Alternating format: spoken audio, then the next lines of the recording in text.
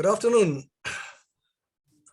all of you, and I express my gratitude to all of you for finding the time to attend this session, in which we will provide some training to learners who are in grades 7, 8, 9, who will be taking part in the forthcoming team competition next Saturday.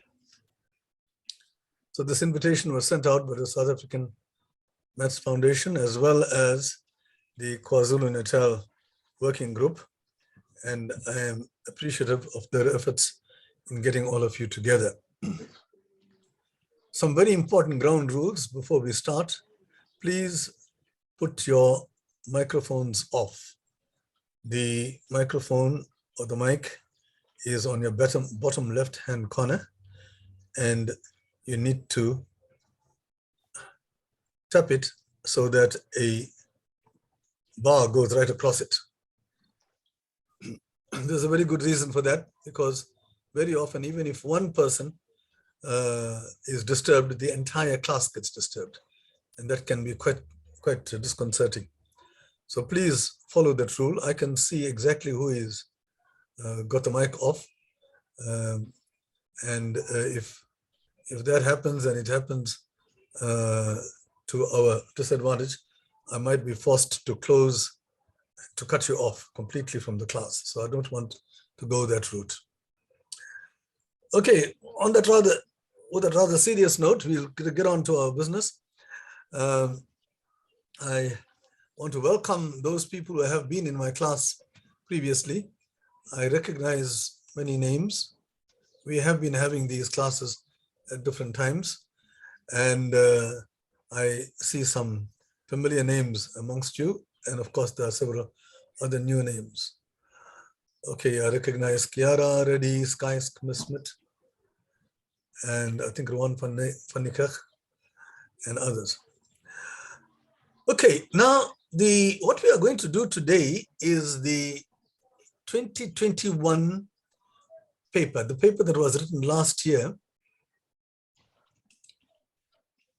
In these team competitions, normally almost about 50 teams of 10 from around the country participate. And they participate at certain venues. I don't think anybody is allowed to do it online. It has to be at fixed venues, face-to-face, as they call it. And there you will have two competitions, two papers. The first one is what we call the individual paper, and all learners will write a 1-hour paper consisting of 15 questions and carrying 100 marks altogether.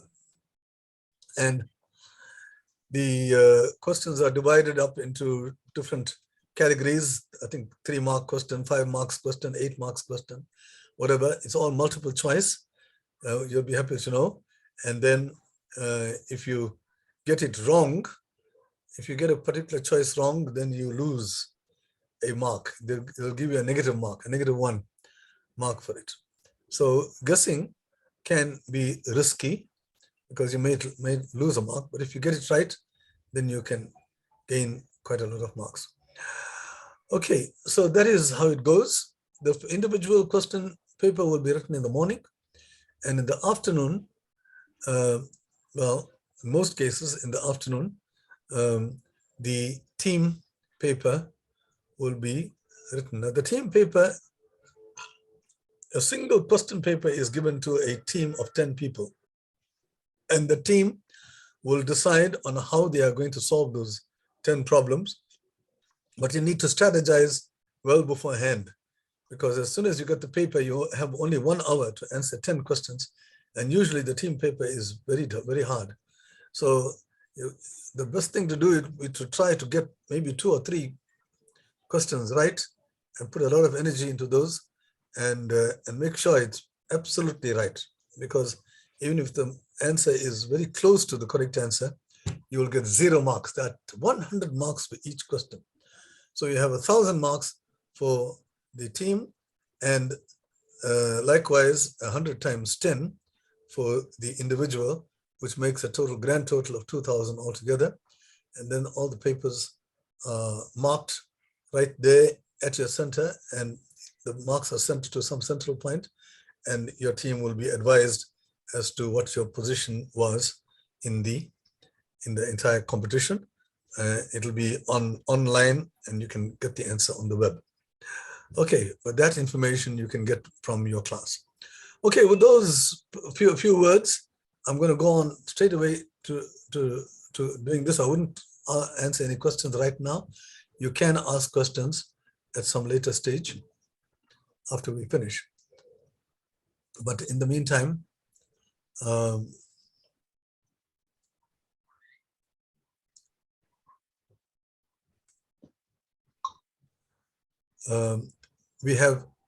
we don't have much time.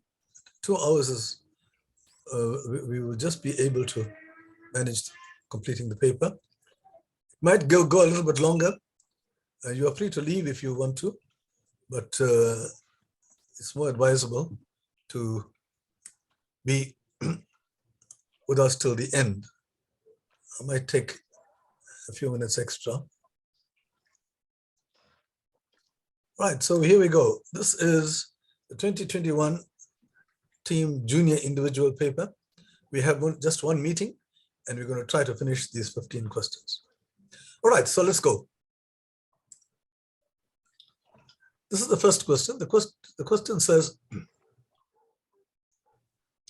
what is the value of this quantity? Square root of, you got a square there, and you have the square root of a square. The square looks a little bit clumsy, but it is in brackets. So it's this number squared and the square root of that number squared. Now, you need to know something about this.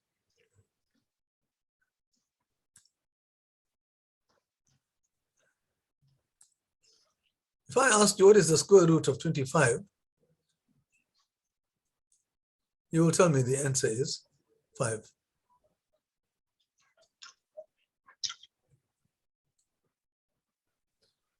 But if I ask you the square root of 5 squared, you'll still tell me the answer is 5.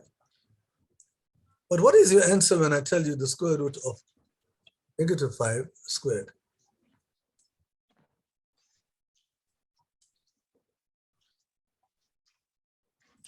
Anybody wants to say what the answer is? Sorry, sir, wouldn't it still be 5, sir? Yeah, it'll still be 5. You're correct, quite correct. It wouldn't be -5 because the square root is always the positive square root. See, unless you write down plus or minus in front of this, then it's got two values, plus or minus 5. But if you don't have that, then the answer is just +5. It's a positive square root. So bearing that in mind, you have to ask yourself this thing inside here. Square root of 20 is about 4 point something. Yeah?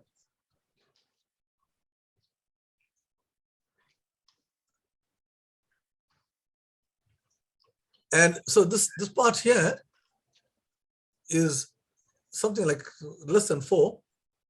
And if you subtract 21 from it, you're going to have a negative number here. So it means that this square root here is not the square root of 21. This is not root 20 minus 21 as it appears to be, because this is a negative number. You have to make it positive. So you choose the negative square root for that. Now there's no problem here because this number which is squared is a positive number. So it's the square root of that is just itself. The square root of this number squared is itself. Okay, so this is the thing you simplify. And if you work it out, you get 42. So that's the answer to that question.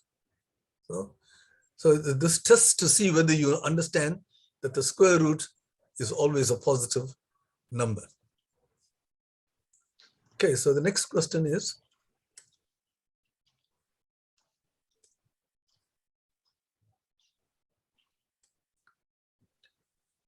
Google. Sounds very much like Google, but Google is Google. This number here, Google, is a very specific number. It's 10 to the power of 100. It's an extremely, extremely huge number. It's a number with 100 digits behind it. Remember, a million has got only 6 digits, a billion has got 9 digits, and a trillion has got 12 zeros. This has got 100.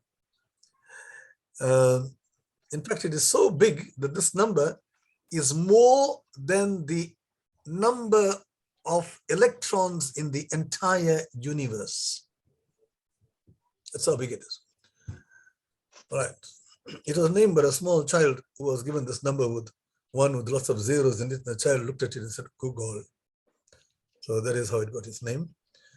All right. Now let's see what this question is. What is the value of x in the statement below? Well, we can do this very quickly because this is 10 cubed raised to the power of 20, and 100, this is times. 100 is 10 squared raised to the power of 21, and times 10 to the x. So the problem is to find this x here. That's one Google, which is 10 to the power of 100. Okay, now you use the laws of indices. And 10 cubed to the power of 20 is 10 to the power of 60. 10 cubed times 10 cubed times 10 cubed, 20 times gives you 10 to the 60. And here, the same thing, you got 10 to the power of 42. And this is 10 to the power of x is equal to 10 to the power of 100. And again, this is a question of the laws of indices. When you're multiplying numbers with the same base, you add the indices. So the index on the left-hand side is 60 plus 42 plus x, and the index on the right-hand side is 100. So you got 10 to the power of this equals 10 to the power of 100.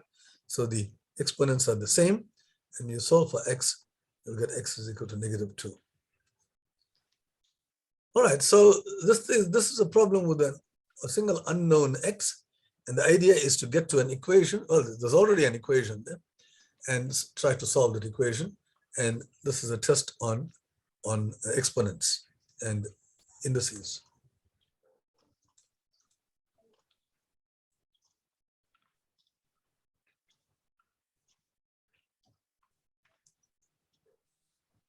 All right, we now go on to question 3. Now, by the way, all of you who have come to this class had access to the papers. I made sure that the paper was sent out along with the invitation, and I trust that you tried the paper. You never ever come into a maths class without having attempted the problems, and otherwise, it is sheer folly, stupidity actually, to go into a class and get the answer without even knowing what the question is. In maths, understanding the question and trying it out is far more important than actually knowing what the answer is. So I hope you have done that. You have done your homework. And what we are doing now. Hello, did somebody speak? Okay, please put your mics off and don't speak while I'm speaking. I will give you a chance to say something at some point, but not now. Okay, so let's get on to the next question. The number 16 is placed in the top left-hand corner of a square. So this number 16 is placed, the top left-hand corner is here. The remaining 15 squares are to be filled using each of the numbers 1 to 15 once only. So you use all the numbers, the 16 squares altogether, even the shaded ones have got numbers, but you've got 16 different numbers. All the numbers from 1 to 16 are inside the square. So that the sum of the 4 numbers in each row, these are the rows, the 4 rows, when you add the 4 numbers, as well as the columns, each column, when you add up all these numbers, and as well as each main diagonal. So that diagonal, that one, and that one, those two diagonals. These things are called the main diagonals. These are also diagonals, but they are small diagonals. The main one is the long one. So all these, which consists of 4 numbers, they all add up to the same. They don't tell you what the same is. The question is, what is the sum of the 6 numbers in the shaded squares below? In other words, if you add these 6 numbers, what do you get? That looks like a very, very difficult problem because you don't know where these 15 numbers are sitting. They are placed anywhere here, satisfying these conditions. The numbers along the rows and the columns, the diagonals, all exactly the same. So we don't know what these numbers are, but they don't ask you for the numbers themselves. They ask you for the sum of the numbers. All right, so that's, how do we go around doing this? Well, the first thing we do is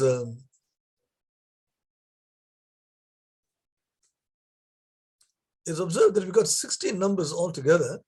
So we'd like to know what each sum is. Well, to do that, this is the same as that, which is the same as that, which is the same as that.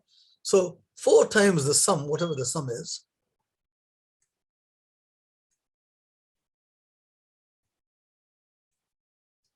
Four times the sum is equal to the sum of all the numbers, because you're adding the same 4 twice and you get 16 numbers. And those 16 numbers, we know what those 16 numbers are. They are 1 plus 2 plus 3, all the way up to 16.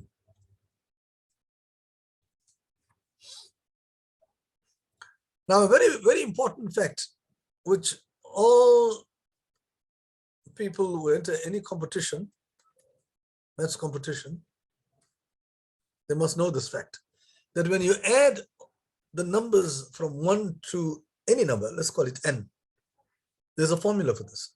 You take that last number, multiply it by 1 more than that number, and divide it by 2. Okay, this is a very important formula.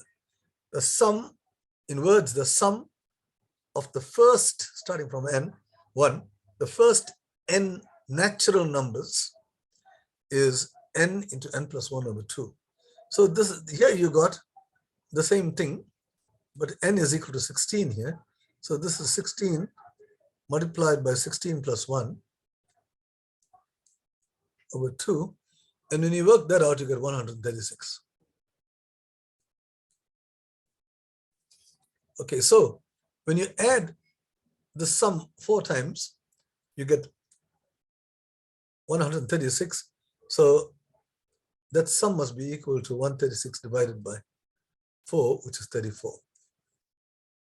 So what does this mean? It means that when you add these 4, you get 34. When you add those 4, you get 34, and so on. In fact, 4 this way, 4 this way, that makes 8, and those 2 diagonals. So there are 10 ways in which you're getting 34, and we know that this is 16. Okay.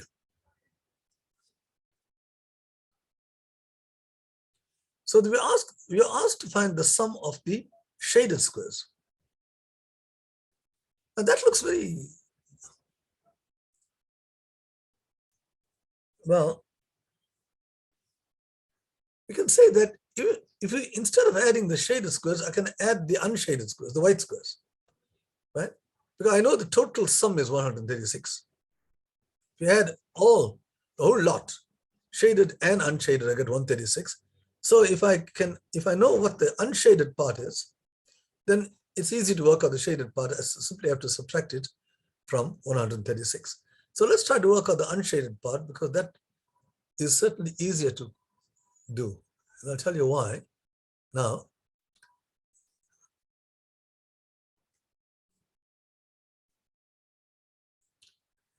It's because the unshaded part, it's equal to sum, we'll call it white squares.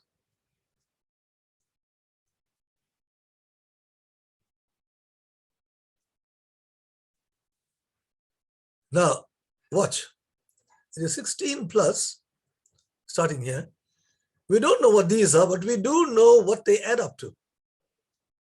These three numbers. Because all of them add up to 34. So those three numbers add to 18. Now you also have these three numbers. 16 plus 18 is 34. So if you add these three numbers, let's look at 18, because these four numbers add up to 34. And likewise, if you add those three numbers, you'll get 18 again. Now this takes care of all the white squares, you see? It's quite beautiful. So I know the sum of the entire white squares, it's when you add up all these things, you're going to get 70.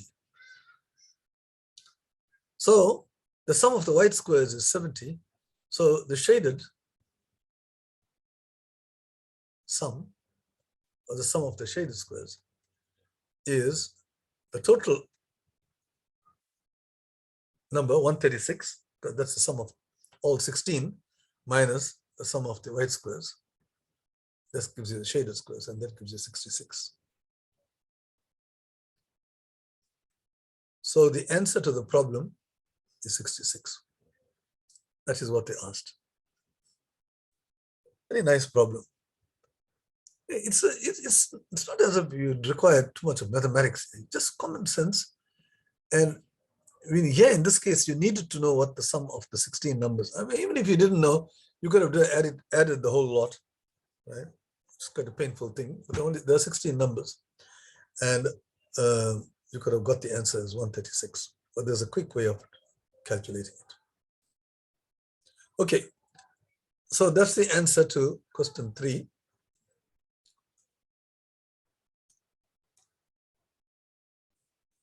We go on to question 4.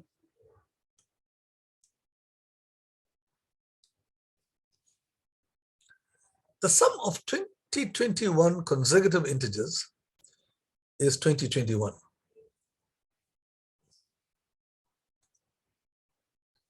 What is the sum of the digits of the largest integer in the sequence?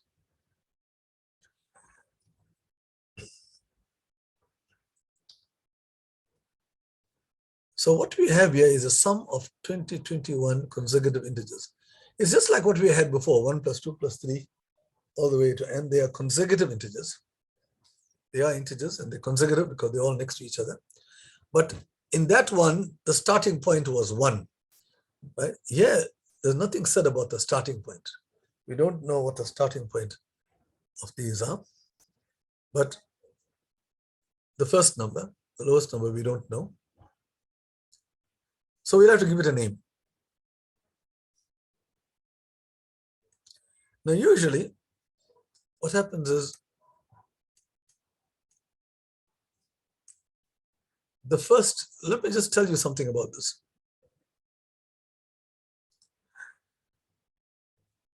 I'm not sure whether you have done this, but there is a theory behind this. So this may be something that you haven't done, but I'll just listen anyway. When you go to sequence, a sequence means a collection of numbers in a specific order. Like if the first term is A, right? Okay, let's start like this. 3, 4, 5, 6, 7, 8, so on. That's a sequence. Or you could have 100, 102, 104, 106. It's also a sequence.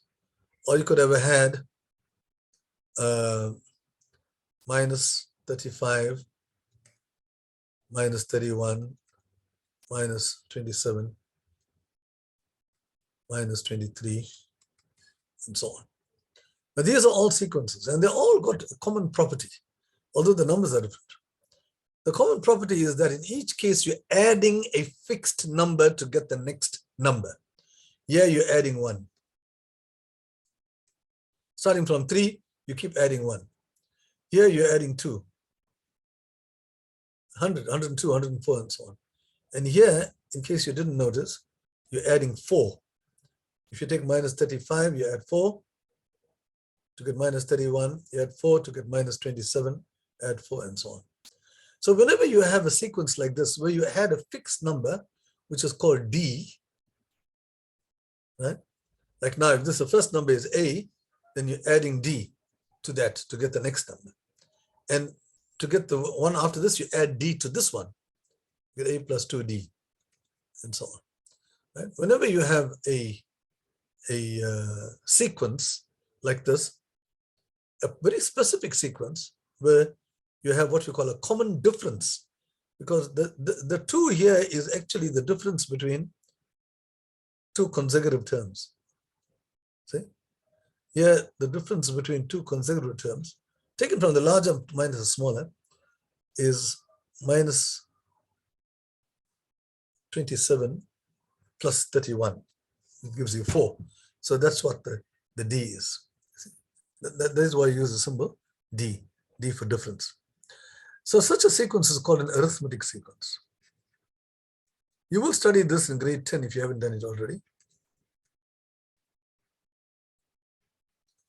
So these people who set the paper, they actually were cheating a little bit. They asked you a question on arithmetic sequences a couple of times, but they expect people who are taking part in competitions to know these things. So that is why I'm taking time off to tell you about this. Now, in an arithmetic sequence, there are some nice formulae.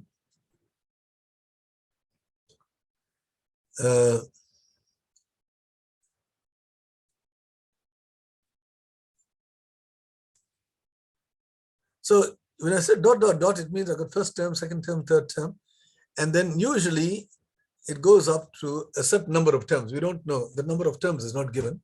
Maybe 50 terms or 100 terms. These are all called terms. Right?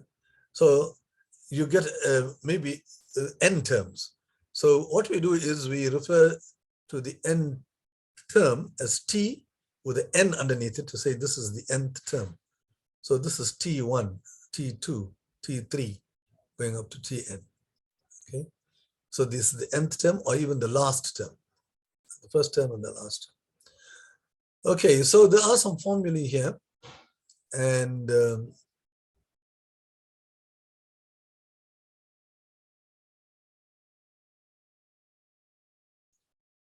yeah.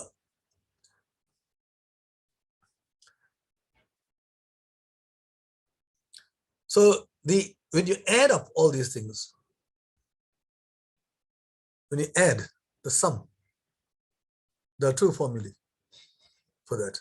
One of them is the number of terms divided by 2, and you take the first term and the last term, you add them up. And that gives you the sum of the whole lot. Right?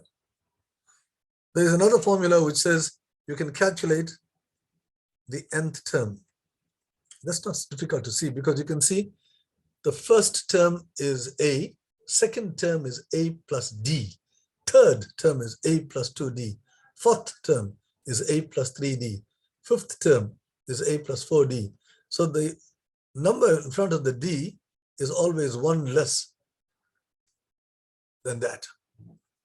So you have that the nth term is A plus n minus 1 times D.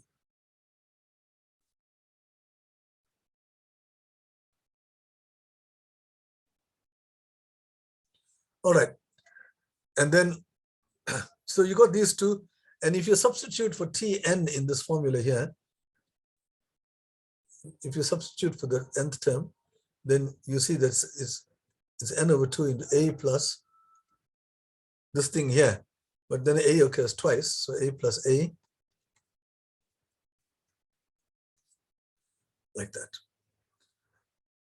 So this is the sum.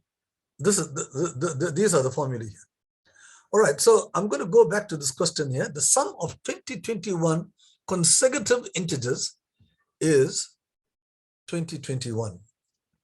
What is the sum of the digits of the largest integer? So that's a problem that I am trying to tackle now.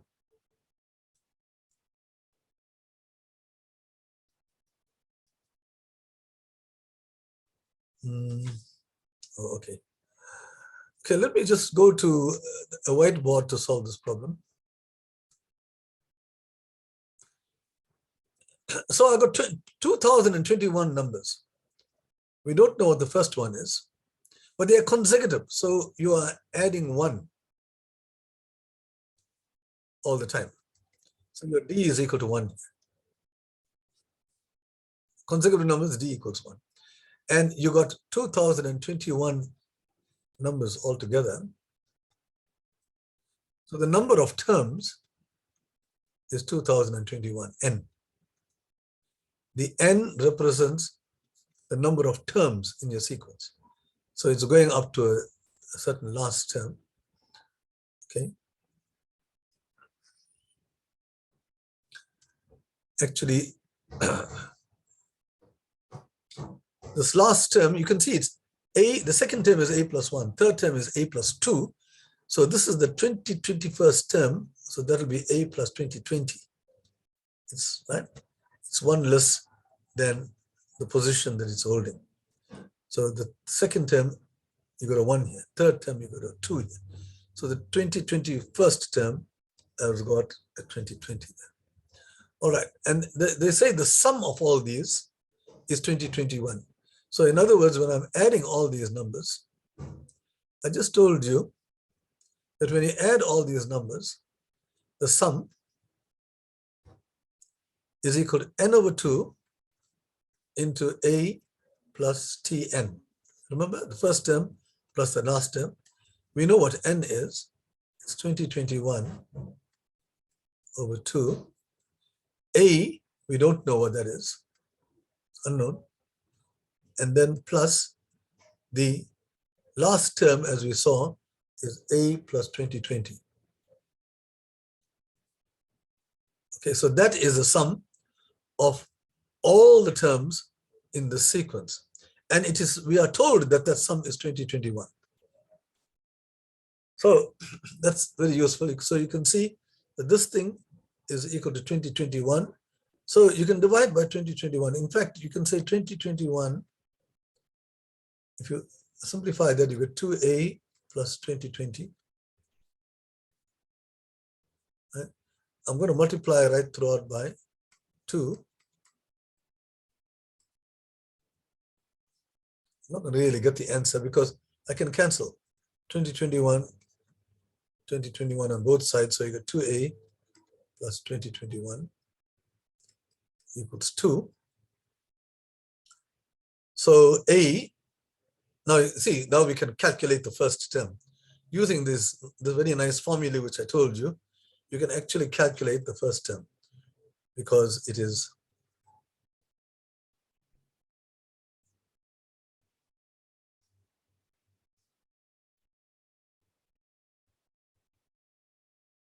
or the n minus 1 is supposed to be 2020 here. Sorry, supposed to have a 2020 there. So you get A is equal to 1019. And you can, or minus.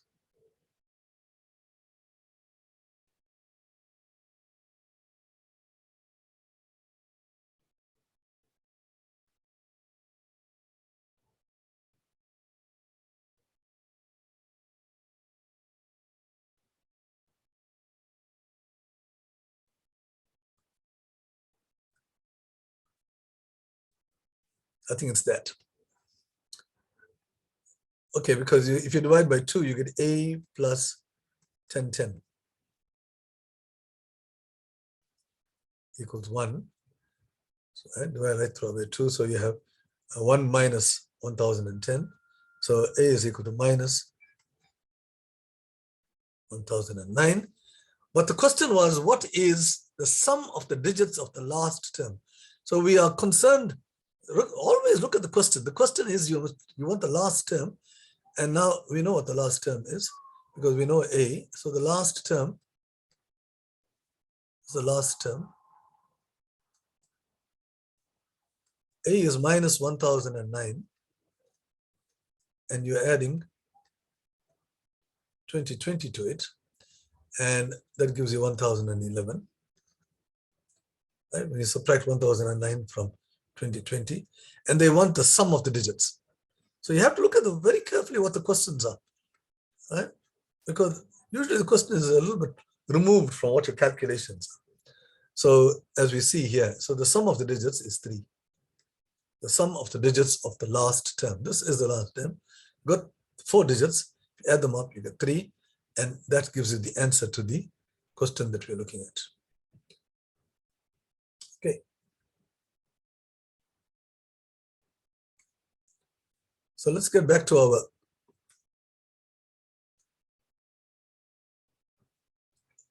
original screen. So the answer is, the answer to this problem is 3. So what is the sum of the digits of the largest integer?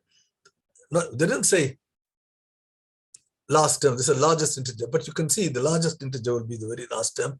It's all getting bigger and bigger. Okay, now we go to question 5. Question 5 says P and Q are natural numbers, usual numbers, and P over Q, so this becomes a fraction, is 7,25. 7,25. When P is divided by 2Q, the remainder is 10. What is the remainder when P is divided by Q? That's quite a mouthful. So let's just look at, understanding the question is usually, can be quite a challenge, right? So what we are going to do now is,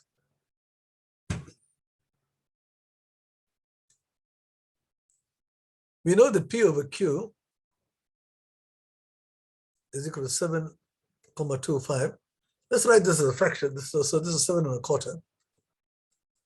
And that's 29 over 4.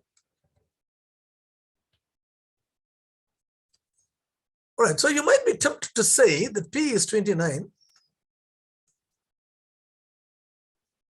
and Q equals 4. And then they say here, when you divide P by 2Q, so when you divide P, 2Q, now Q is 4. All right, so when you divide 29 by 8, you can see when you divide 29 by 8, you can see the quotient is 3 and the remainder is 5. But they say the remainder is 10. So it looks as if they made a mistake. The remainder can't be 10.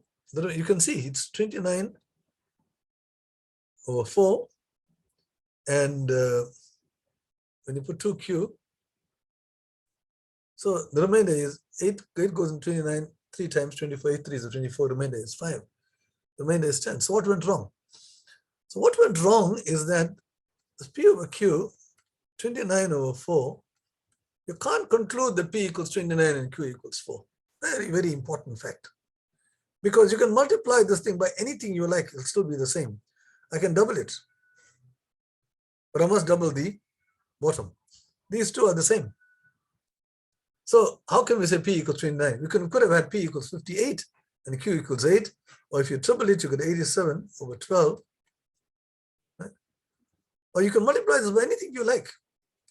29 times x over 4 times x. When you simplify this, the x is cancelled, you get 29 over 4. So there are many, many ways in which you can write a fraction. These are called all different representations. They're all what you call equivalent fractions. Right? In primary school, you learned about equivalent fractions. All these are fractions. They are, we don't say they are kind of equal. We write them down as equal, but because they got, the numerator and the denominators are not unique. All right, so one of these gives you the remainder of 10. And if you check this thing out, you'll see that when you take 58 and divide it by twice 8, which is 16, right? Then 16 times 3, 16 goes into 58 3 times. 3 times 16 is 48, and the remainder is 10. And that's exactly what we wanted. So In this case here, the remainder is 10. So therefore, our P must be not 29 and 4, but 58 and 8.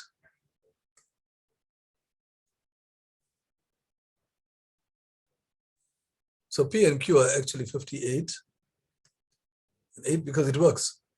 When you divide 58 by 16, you get a remainder of 10. So we know what P and Q are.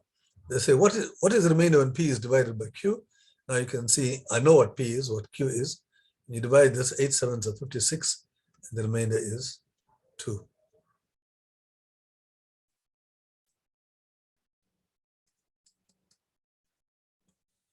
All right. So the answer to this question is 2. All right, I just want to stop here.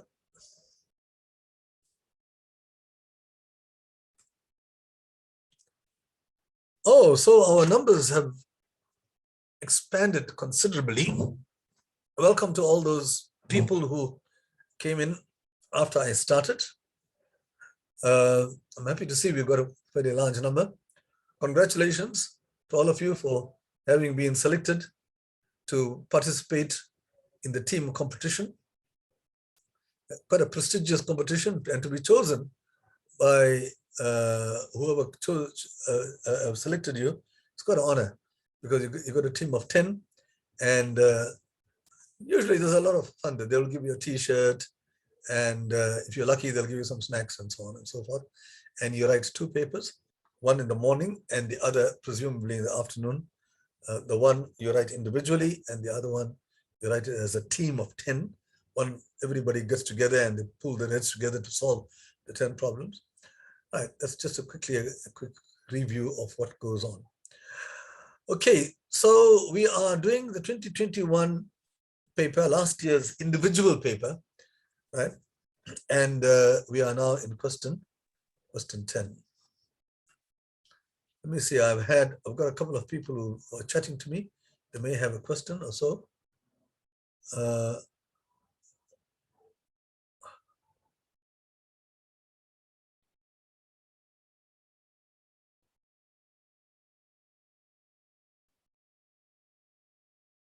Somebody asked if they may record.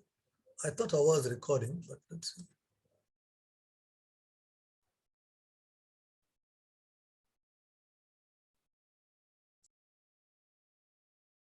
Okay, I have been recording, so I can, if you give me your email addresses on the side, I will send the recording to you, as long as you are here at the end of the session. I'll send you the recording so that you can go over it again on your own. I'm going to definitely go on to past 6. So you're quite free to leave, but there are some very interesting questions towards the end. I would recommend that you stay till the end. Okay, so let's get back to this. Are there any comments here so far? Are there any questions that you have? All right. Okay, so we will entertain further questions at the end of the session. So just hold your horses, and you can write down your questions on the chat column. You'll see a chat icon at the bottom. You can write a question there. And please don't write down, some egoistic people write down all kinds of things in the chat column. Please don't do that, because I will know who you are. Okay, so here we go. We'll get to the next question.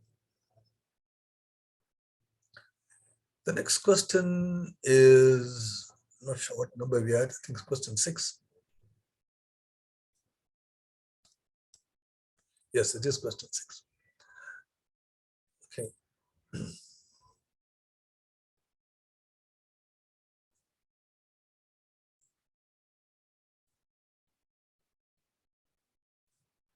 All right, question 6 says, containers A and B contain mixtures of red and green paint. I don't know why anybody would want to mix red and green paint. I don't know what kind of color you'll get there. The ratio of red to green in a container A is 3:1, and in B, the ratio is 5:1. Okay, before I go on, I just want to say something about ratios.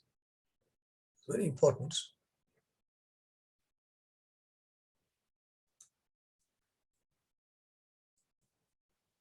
When you say something is in the ratio 3:1,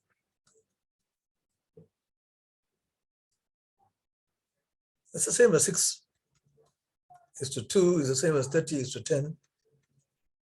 In fact, it's a fraction 3/1. These are equivalent fractions, 6/2, 30/10, right? So a ratio can be written in many ways. And as I told you before, this is the same as 3x/x, right? Because 3/1 is the same as 3 times any number you like divided by the same number, because they will cancel. So there are many, many ways in which the ratios can be written. Okay, 6 liters of the paint in A are mixed with X liters of paint in B. The ratio of red to green in the resulting mixture is 4:1. What is the value of X? So that's quite a mouthful. Let's unpack this thing. It's always nice to look at a question sentence by sentence.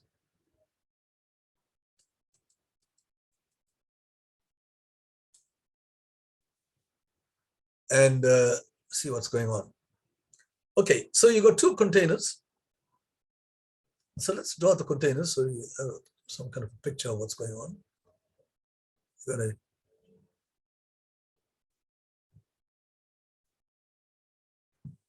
got another container.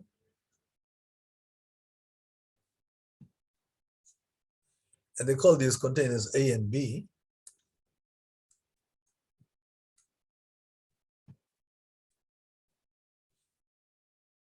Now, they say the ratio of red to green in container A. So let's just separate them.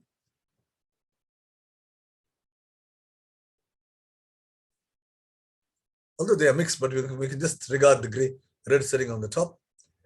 And these also are mixed. So you have red, green, red, green. The amount of red is 3 times the amount of green. The ratio is 3:1. So in other words, if this is X, then this is 3X.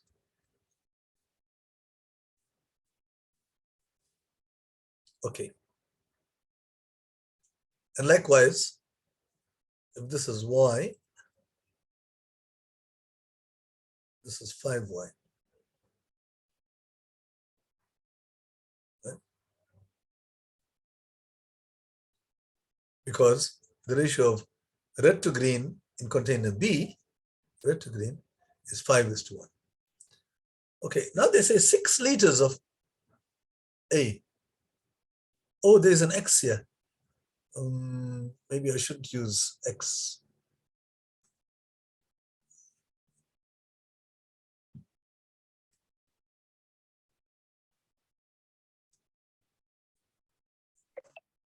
Okay, so let's just go back. So this is 3:1, and they say 6 liters. Let's call this 3A and A and 5B and B. We don't want to use X here because there is an X here in the body. All right, so you've got 6 liters altogether. So it means that 4A is equal to 6. So A is 6/4, which is 3/2. All right, so you've got 6 liters and the ratio is 3:1. A is 1.5. So the top part is 3 times 1.5, which gives you 4.5. And the bottom part is just 1.5. A is 1.5. Okay, so you can see the ratio is 3:1. And if you add them up, you get 6. So this method is very good. When you say have an unknown and you solve for the unknown, right? The same thing here, you got X liters of B. So you got X liters here. And so 5B plus B, 6B is equal to X. So you can work out what B is. 6 times B is X. So B must be X divided by 6. So I can replace the B here by X divided by 6. When 5B, I've got 5B. So I can replace that by 5X over 6. 5B is 5 times X over 6. I can write it down like that. And likewise, the B, as we saw, was X over 6. So I can put down X over 6 here. So all right, so we got the whole story here now in terms of X only. And I didn't even look at what the question is. I'm just using it. You take it piece by piece as I'm doing. So I've got this, make your conclusions, and now get on. The ratio of red to green in the resulting mixture. Now these things are mixed. So you got a new container where you got all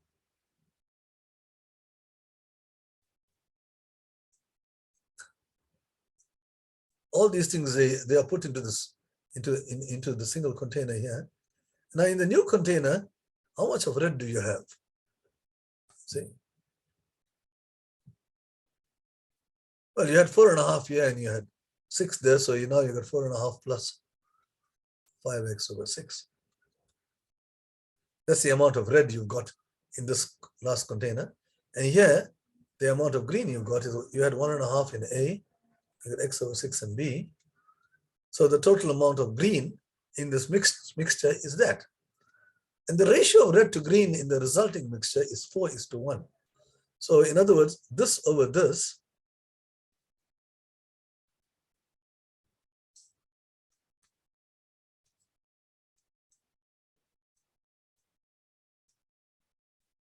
is 4:1. 4/1, which is 4. So now you have to solve for this fraction. Solve for x. It looks like a rather messy calculation. It's only messy because you got all these fractions here. Now remember, whenever you're going to fraction, we've already seen this a couple of times, you can multiply the top part by anything you like. The fraction doesn't change. So let's multiply this thing by some number which makes this whole thing look much more decent.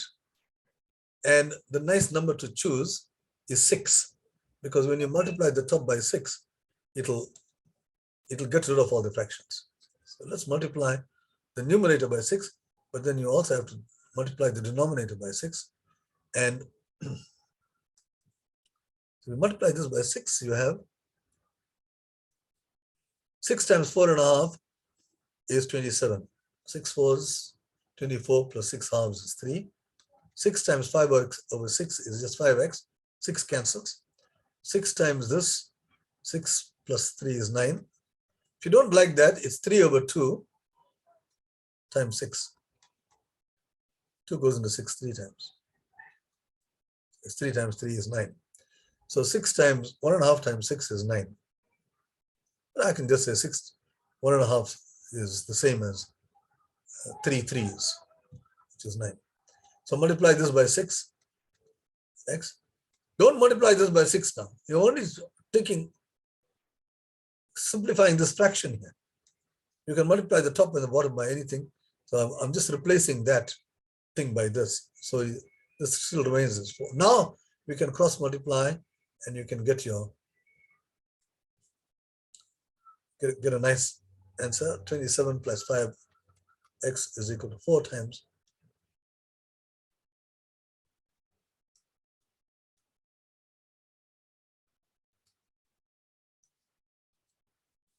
And then you can solve for x. and you will see that x is equal to 5x minus 4x. You can bring all the x's to one side. And x 36 minus 27 is 9. So the value for x is 9. And that was the question. What is the value of x? Always go back to your question and answer the question. Don't put some answer which is not the answer to your question. So this is a good example where you mixtures, right? And they give you they give you problems involving mixtures. But if you follow this procedure that I am doing, you will see you can solve quite a lot of problems. Just kind of separate the mixtures and then, deal with each component separately, and that will help to unravel the problem quite easily. Okay, so that's problem 6. We get on to problem 7.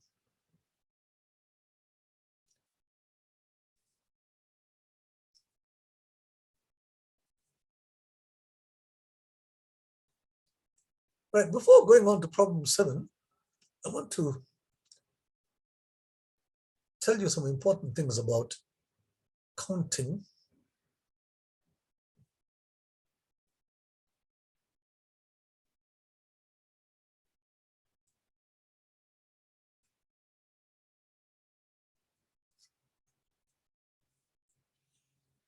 If you got consecutive integers, suppose I got, say, 87, 88, 89, going all the way up to 163. A very important question, which occurs quite often, is how many numbers are there here? All right, they are consecutive numbers, so 87, 88, 89, and your first guess would probably be, well, 163 minus 87,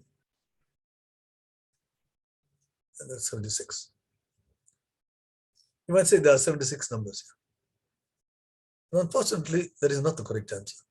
You might think that the number of numbers here is the last number minus the first number. That's not true. The reason for that is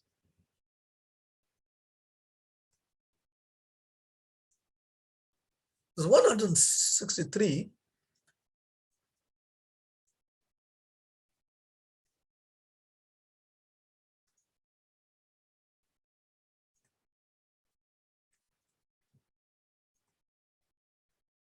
if I include the first 86 numbers, then this collection here has got 163 numbers in it.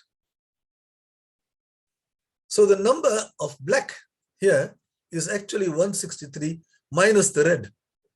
So it's 163 minus 86. See? 163, not minus that, but it's one less than that. So it's very important for you to know this fact, that the number of numbers in a collection of consecutive numbers is the last number minus not the first, but the one less than that. See? Otherwise, you can subtract the last number minus the first number, but remember to add 1 to it. So this is 77.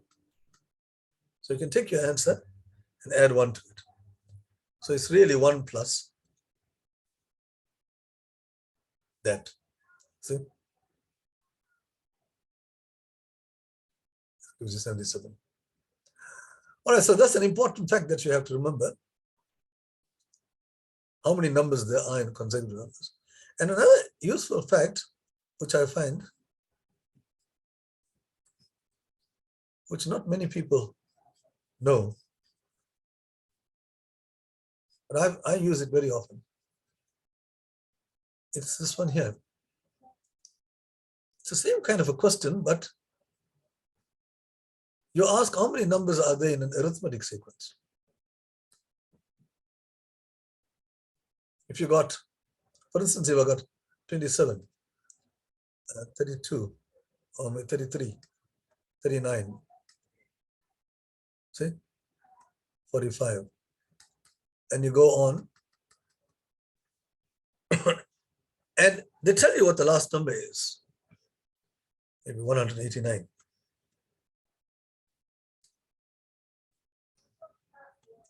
So how many numbers are there here?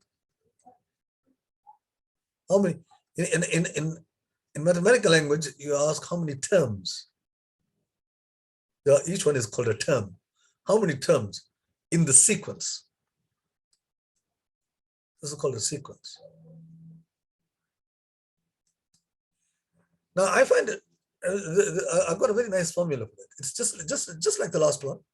It's 1 plus, you take the last one, 189, subtract the first one, like what we did before.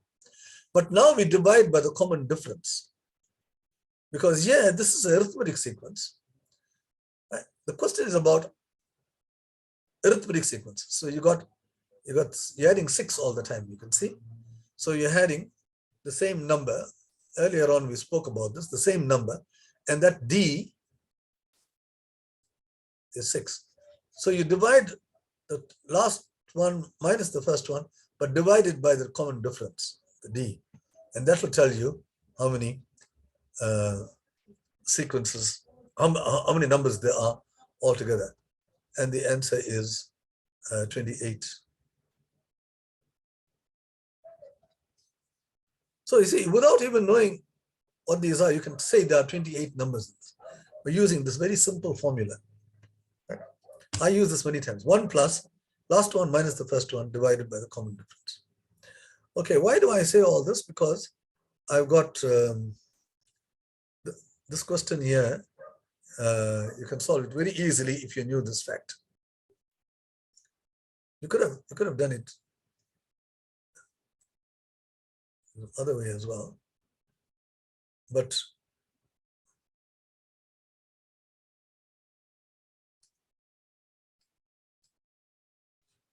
okay, so let's have a look at this problem here. So how many positive 4-digit numbers between 1,000 and 900 and this are there that are divisible by 5 with every digit even?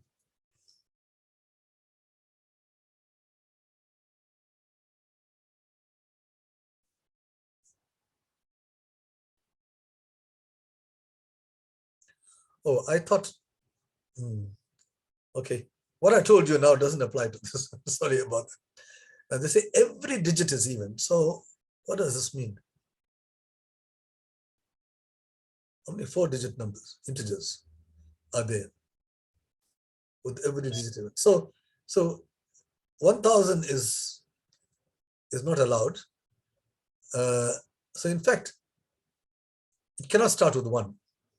It can start with 2 or 4 or 6 or 8, right? Because every digit is even. And the second digit can be, so this is the first digit, or the 1,000th digit. Now here, there are 4 ways of choosing the first digit, but the second digit now, if you want to choose it, you can start with 20, 22, 24, 26, 28. So the second digit is also even, but you can have a 0 in it. So there are 5 ways of choosing the second digit there. And for this exactly the same reason, there will be 5 ways here, 5 ways here, 5 ways here. So altogether you've got 20. Because each one, there are 20 ways of choosing the first 2 digits. Now, let me just write this in down. The first digit, or the 1,000th digit, if you like, can be chosen in 4 ways.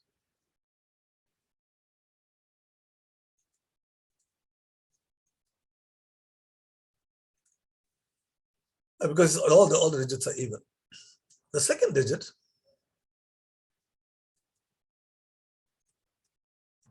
can be chosen in 5 ways, right? So the first 2 digits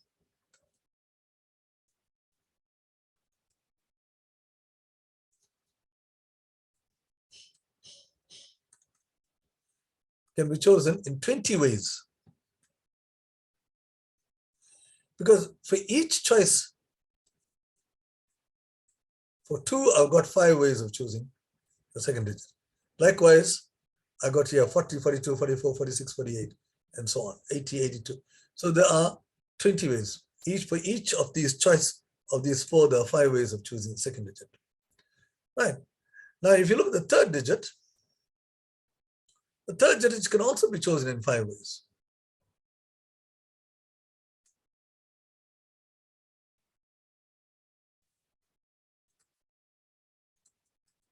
Can also be chosen in 5 ways.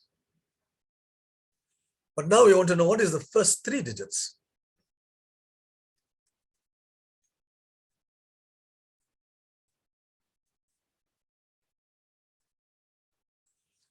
Right, now for each of these, there are 5 ways here. I'm sorry, 20. Sorry about this. So you can finish off this 20 by 202, 200, 202, 204, 206, 208. So you can finish off this in 5 ways. And likewise, this is also in 5 ways. This also in 5 ways. That's also in 5 ways. So starting with 2, you got 25 ways of choosing all these things. Right? But then you can start with 4, another 25 for that. For 6, another 25. So you actually have 100 ways. Really, what you got is 20 times 5. So it's 4 times 5 times 5. 4 times 5 is 20. 20 ways, and each one can be finished off in 5 ways. So that gives you like this. And the same argument. So all 4 digits, the 4-digit number,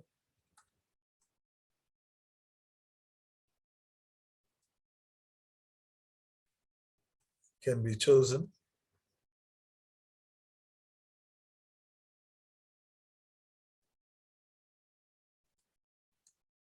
in 4 times 5 times 5 times 5 times 5, right? So you get 500.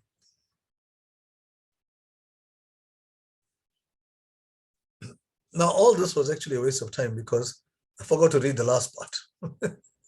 They are divisible by 5, and with every digit even. Anyway, look, I went off on a tangent here. This is not the answer to the question, but this is the answer. How many, the answer to the question, how many 4-digit numbers with all being even? That question I was answering. How many 4-digit numbers are there when all the digits are even? And the answer is 500. So unfortunately, I wasted valuable time here. Sorry about that. But this is a good lesson also. It's a very important lesson in counting. Right? At some point in your metric syllabus, in your high school, you will be confronted with these kinds of problems. Right? So I'm just giving you a sneak preview of how to solve these problems. But it doesn't solve, this particular problem here is very much easier.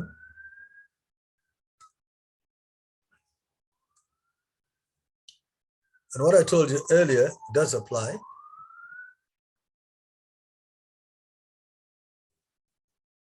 So now we've got a 4-digit number. They say that the last digit is divisible by 5. I mean, is the number is divisible by 5, the whole number.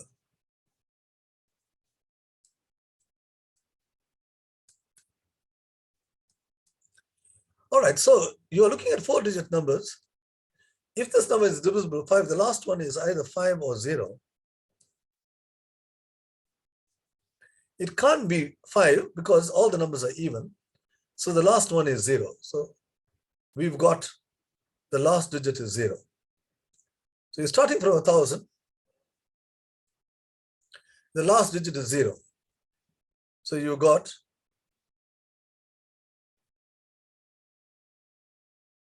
101,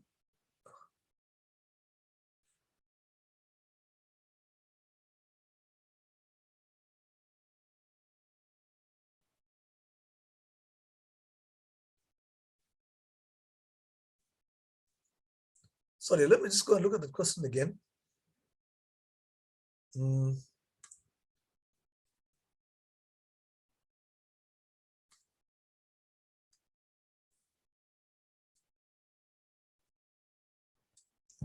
How many positive 4-digit numbers are there? Yeah, okay. How many positives? In other words, we're not saying that all the digits are even. Right. I put with every, are they divisible by 5 and with every digit even? Okay.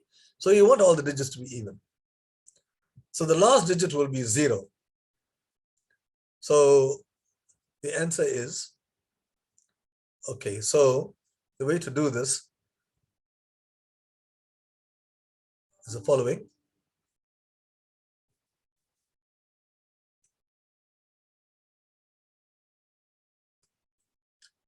Okay, so I'm going to choose a 4-digit number with all the digits are even, and I'm going to use this scheme here.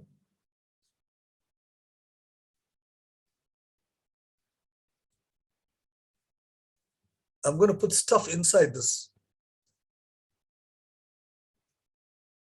inside these boxes. This is the first digit, second digit, third digit, fourth digit. And we saw earlier on, I didn't really waste my time.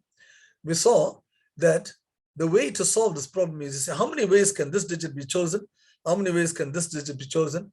And how many ways can this digit be chosen, and so on, right? So we saw that the first digit can be chosen in 4 ways, right?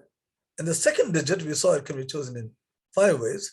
So we saw that the first 2 digits can be chosen in 20 ways.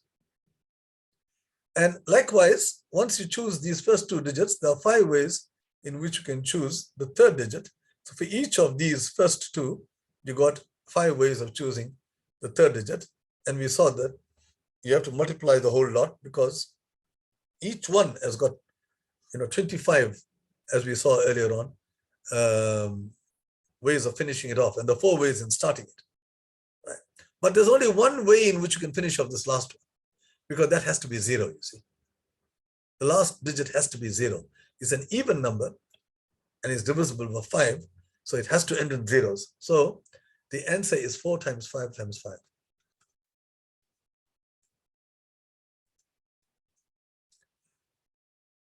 Okay, so this business of counting, what we are doing is counting how many. It is a kind of question that occurs quite often in Olympiads. So I've given you a very quick lesson on this. But there's a lot more in my book if you go into 1000 mathematics Olympiad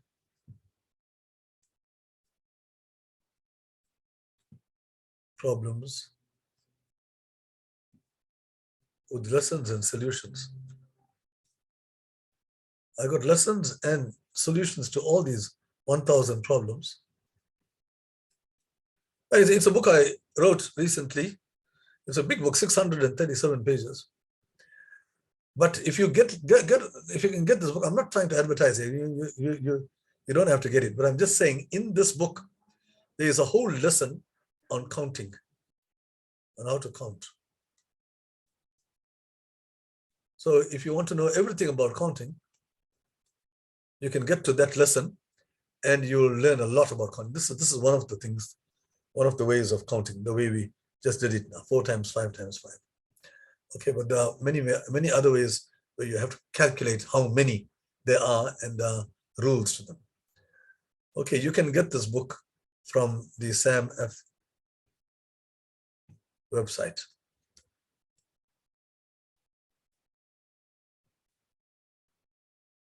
www.sam.ac.za.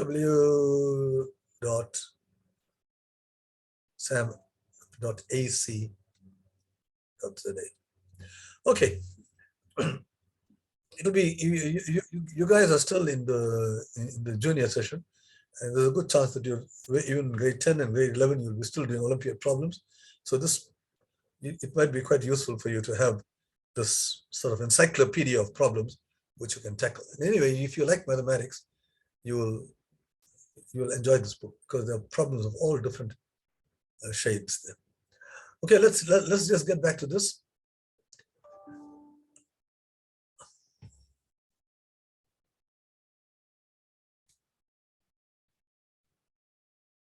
Okay, so we finished question 7. Let's now go to question 8.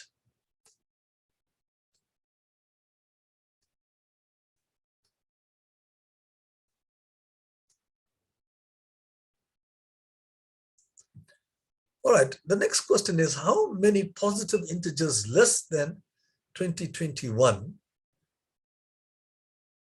and greater than 1 share a common factor with 2021? Now, you see, this paper was written last year.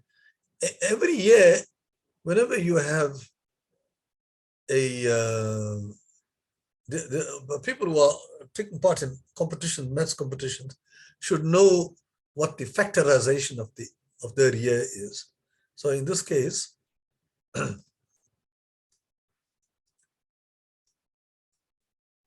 they expect you to have known that this is 43 times 47. We can factorize this number. So in that year, those who are taking part in competitions, if they are going and looking at various problems, they would have come across this fact here that 2021 is 43 times 47. Right? It's not easy to find factors of a number. You have to try all the factors, prime factors, until you hit the roof. But there's a nice way of checking this thing out. This is 2021 plus 4 is 2025. This number is going to be coming up in how many? 3 years' time. So I don't know how many of you know that this is 45 squared. So in 3 years' time, we are going to come to a square year, which is very close. The last time this happened was in 1936. That was 44 squared. All right, so why am I saying this? Because, so 2021, if you make it the subject, it's 45 squared minus 4. 4 is 2 squared. Hey, and now you got a difference of 2 squares. And the difference of 2 squares, a minus b into a plus b. And that is 43 times 47. Bingo. So you can, I can show you why this is 43 times 47. Anyway, now they say share a common factor with 2001.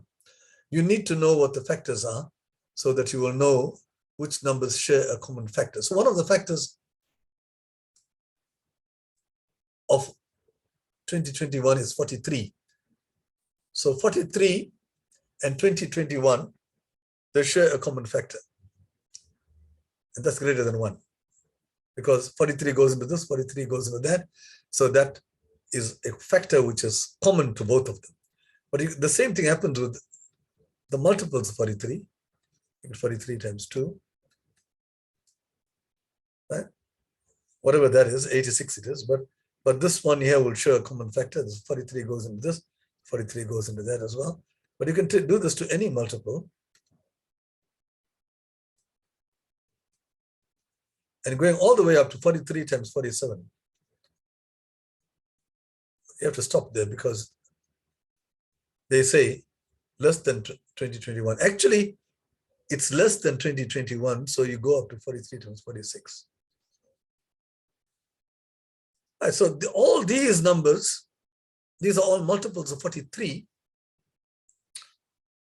There are 46 of them, 43 times 1, 43 times 2, all the way up to 43 times 46. There are 46 numbers here.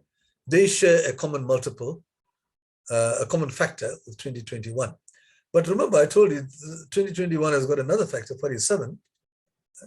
And that too, you got another collection of numbers, quite distinct from this. And there you can go up to 42 times 47. 43 times 47 will give you 2021, but you want it to be less less than 2021. So you can't include 2021 as one of the in the count. So these numbers also, and those are the only numbers because the 43 and 47 are prime numbers, and there are no other factors. Right? This thing has got only 4 factors: 43, 47, and 2021. Those are the only 4 factors for this, because these numbers can't be factorized any further. They are prime numbers. So in this list here, you got another 42, 47 times 1, or 1 times 47, 2 times 47, all the way up to 42 times 47. So altogether, you got how many are there altogether? So it's 46 plus 42, which is 88. So there are 88 numbers which share a common factor with 2021. Now, guys, as you can see, these questions are far from obvious, but they can be done. The important thing is that we can do them. I think whatever I've told you now, you have understood it, I'm sure. You don't have any problem understanding it, but you would not have been able to actually figure out the way to solve the problem. So what we are doing is I'm giving you a strategy to solve these problems, so that there are many strategies, but I'm just giving you whatever strategies are required to solve these 15 problems, and they are quite demanding. But don't be too concerned, because everybody will be writing the same paper, so they will all be have the same reservations about the strength of the paper as you have. So don't feel too bad. Oh, I only got 4 out of 15, or 6 out of 15. You say, but in class I get 90%. I've done so badly. Don't feel like that, because these problems are non-routine. They are problems which occur in Olympiads, and in class you won't do these problems, right? But I'm giving you muscle to solve these problems. Okay, let's go on. So we just finished question 8, and now we're going to go to question 9. So most of the problems involve integers. There are 4 positive integers, x, y, z, and w.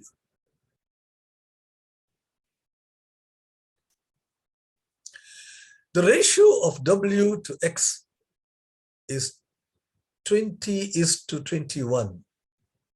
Okay, let's just put that down. The ratio of w to x, so we can put down w over x. As I told you earlier on, the ratio is really a fraction. It's 20/21. So we write down that fact. The ratio of y to z is 16/20.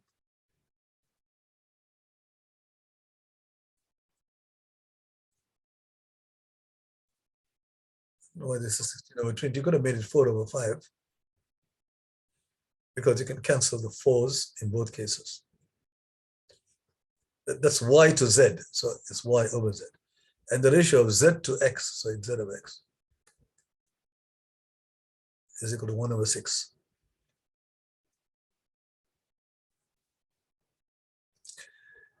The question is, what is the smallest value of w plus y?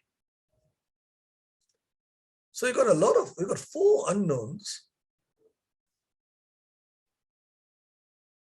and you got these pieces of information here, and you're asked to calculate the smallest value of w plus y. So there are probably lots of values for w plus y. Do you want the smallest? Right, so again, this is a problem of, what strategy you're going to use to solve this problem.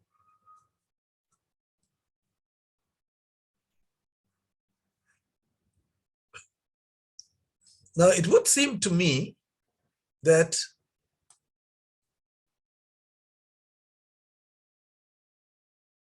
you want w over y, because you got all these things.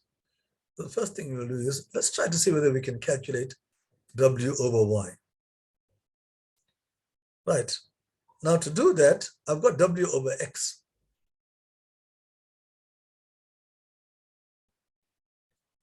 Okay, that's w over x, but I have to multiply this by x over y. to get W over Y. So I got this. But what about X over Y? Well, I have Z over X.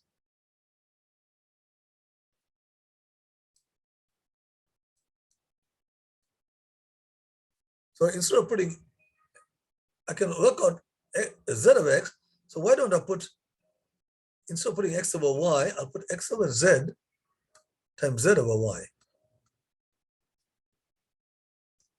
See, because all these cancel. I'm just multiplying this X over Y by, no, it's Y over Z. Yeah, right, Z over Y. So when you simplify this, you get W over Y. Now, these things are all known because W over X is 20 over 21.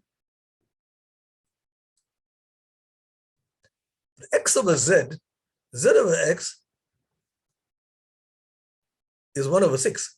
So X over Z will have to be 6 over 1, the other way around. Right? So that takes care of X over Z. Z over Y, we got Y over Z. So Z over Y, if you turn it upside down, you're going to get 5 over 4. It's 4 over 5. Okay. So this is your answer. And we can simplify this. Well, if you want, you can multiply the whole lot, but you can always use what you learned in primary school, cancelling. Very powerful method because you're not allowed to use calculators. 6 and 21, 3 goes into. So you get 5 times 2 is 10, 10 times 5 is 5, 50 over 7.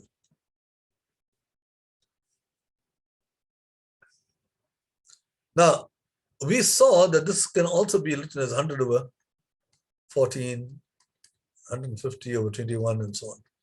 You have to keep multiplying this. But we want the smallest value of W. So you've got W over Y, right? So you can't say W is 50 and Y is 7. But we want the smallest value of W plus Y. So obviously, that is the answer. Because if you put W over Y, there are many ways of writing it. But W plus Y here is even bigger and bigger. The smallest possible value for W plus Y is 50 plus 7.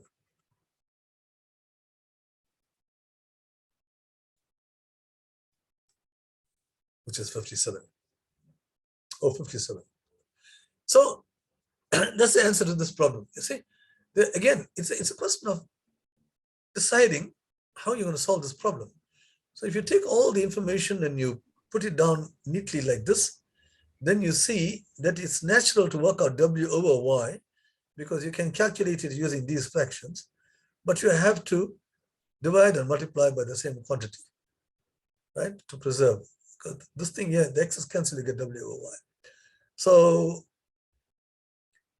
and then you see that you can use this method to actually calculate that.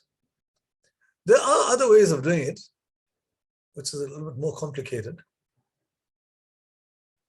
I can come back to this later on if for those who want to sit and wait for another method to solve the same problem. Okay, but for the time being now, we're running out of time, so I'm going to get on to the next problem.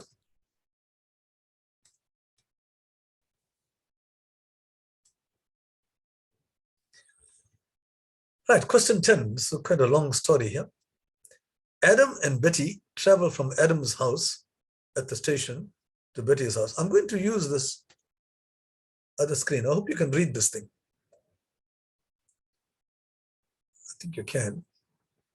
So let's see. Let's take them, read this thing. Adam and Betty travel from Adam's house at the station to Betty's house. Okay.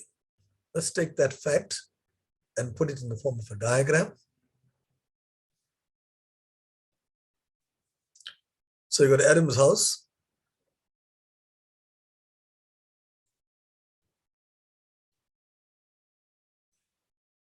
They're traveling to Betty's house. I'm just going to AH. Adam's house is here and Betty's house is here. Right. Now, they are both traveling like that. Betty first takes 30-minute train ride. So both of them travel. Betty goes first.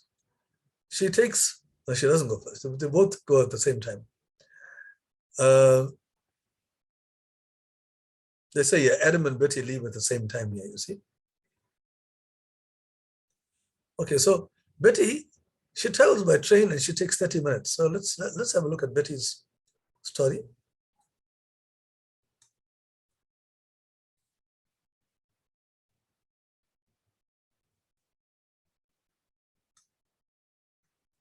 So what does Betty do? She travels for 30 minutes.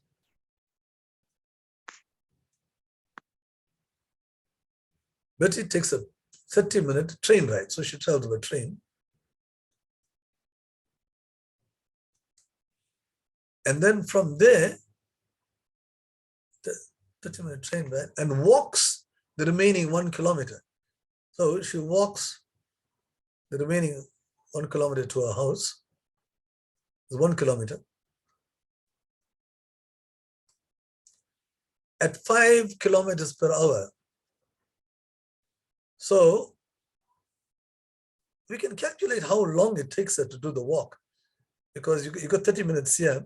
So she walks 1 kilometer and she's doing 5 kilometers per hour. That means in 60 minutes. So she's taking 60 minutes to travel 5 kilometers. That 1 kilometer, she would have done it in 12 minutes.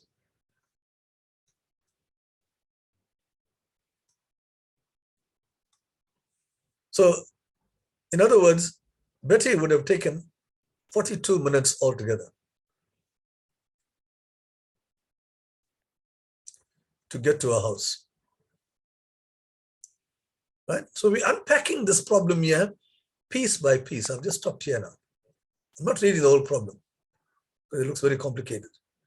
So I've come to this conclusion that she takes 42 minutes to get to her house. Right, let's just carry on now and see what happens to Adam. What does Adam do in the meantime? Adam leaves at the same time as Betty.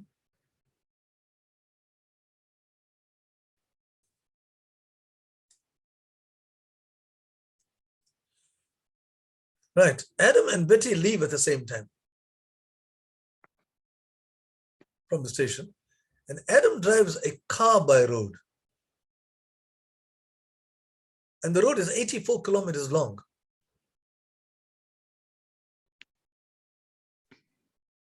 From the station. And he arrives at Betty's house at the same time as Betty. So in other words,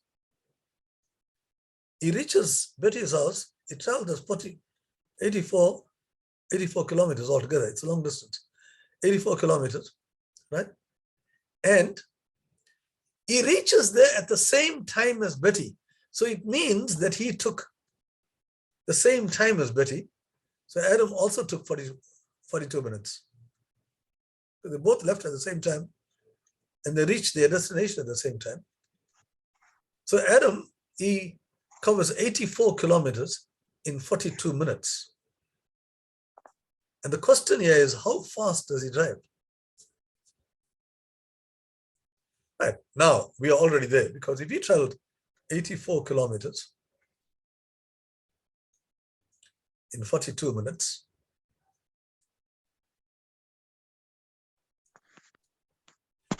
you want to know the answer in kilometers per hour. So this is not, you have to convert to hours now. So maybe one of the ways of doing it is, well, 42 goes into 84 twice. That's very nice. So he travels 2 kilometers in 1 minute. It's always nice to bring it down to units, to 1. And then you can jump to 60. That's your 1 hour. So in 60 minutes, you'll have to travel 120 kilometers. 2 kilometers, 1 minute, in 60 minutes, and this is 1 hour. So he'd have to do 120 kilometers in 1 hour. So his speed is 120 kilometers per hour. That is what you mean by kilometers per hour. right? In 1 hour, he traveled so many kilometers. So that's the answer to the question. How fast does he have to travel? And the answer is 120 kilometers. That's quite fast, right? Breaking the speed limit. Anyway, so you can see, although the problem looks so complicated, if you break it piece by piece and understand what the question is and make slow strides, translate and don't just stop at each point, try to see how much you can do. Like when I came to 1 kilometer here, I said, well, it traveled at 5 kilometers per hour. That was the information that was given. I got this in minutes, so I might as well, I don't want to have 5 kilometers per hour and 30 minutes here. You know, they are disjunct. They don't. So instead of making it in 1 hour, we know how far he traveled. So we want to convert to minutes, right? How long does it take to travel 1 kilometer? So that way you got minutes and minutes, and you can add them to see how long it takes altogether. So that is how you do these time problems. Try to get them into the same units as far as possible.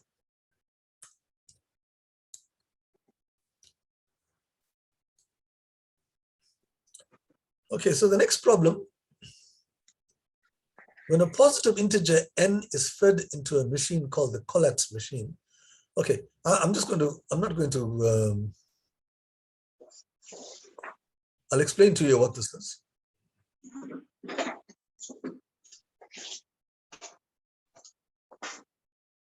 Now,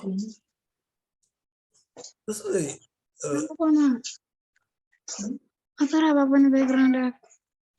why, P30, can you please put your mic off?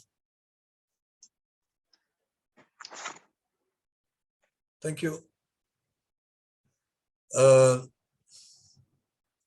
is an interesting problem. This machine, what it does is, if you put in something into this machine, and a positive integer, if the number is an even number, the machine chucks out half of that.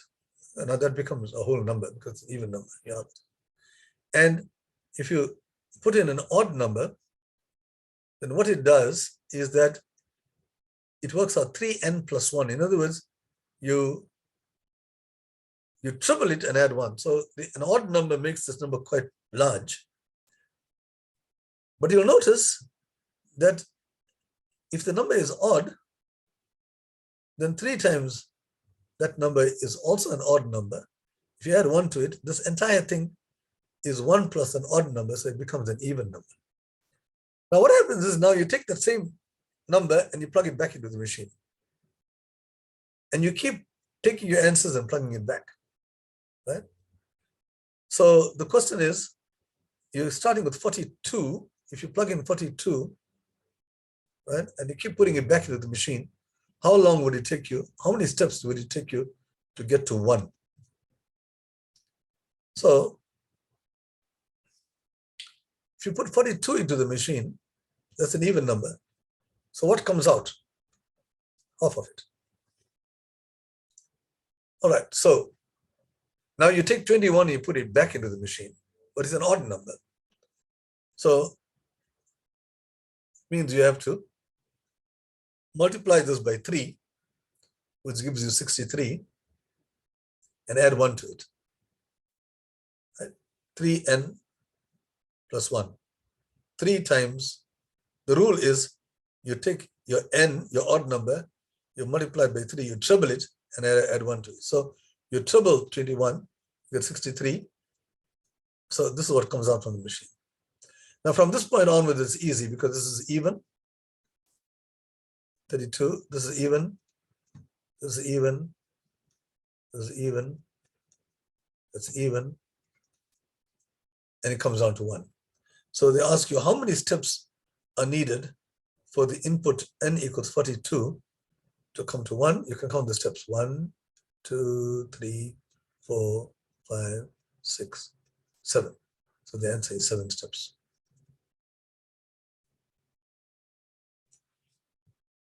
All right. So you might say, what is this funny problem? But this is a very, very famous problem. It's a problem that even Einstein wasn't able to solve.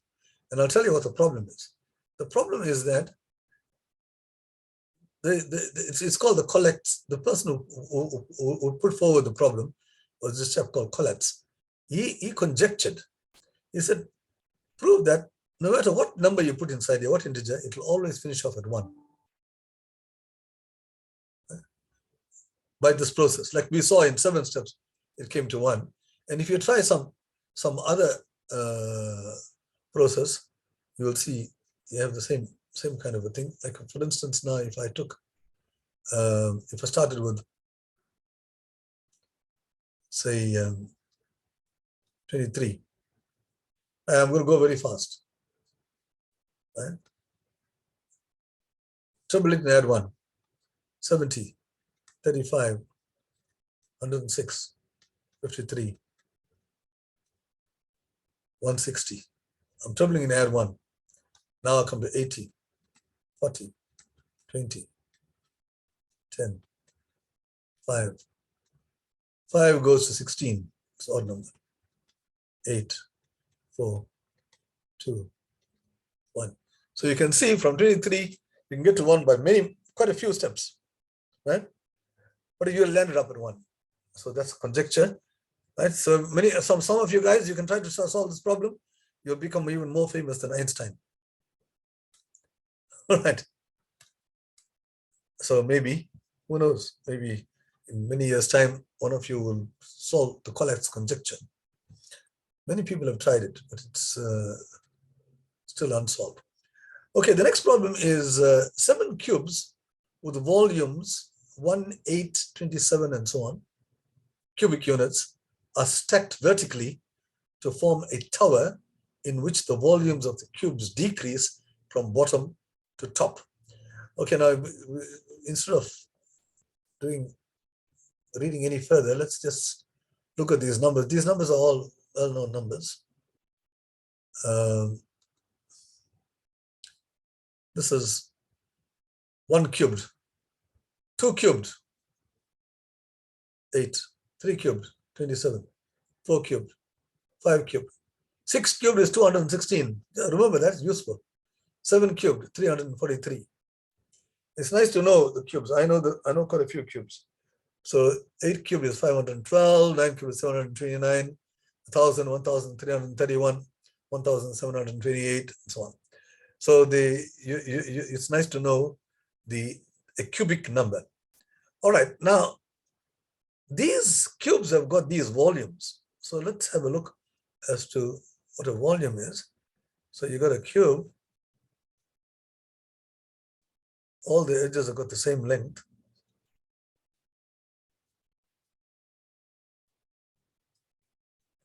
Sorry, the diagram is not very good. But so if the volume is, say, 125, then the side will have to be, because the volume of a cube, volume of any shape like this, length times breadth times height, volume of any solid picture like this, those things are called a cuboid. But a cube, all the sides are the same. So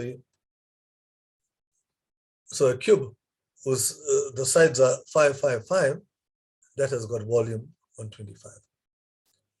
Okay, so let's see, what have they done? They've taken these cubes and they stacked them vertically, right, with and the volumes decrease from bottom to top.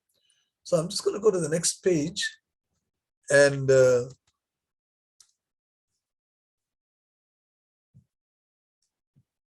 try to draw this diagram. Oh, wait a minute. I got a nice way of drawing the diagram. Okay, so you put a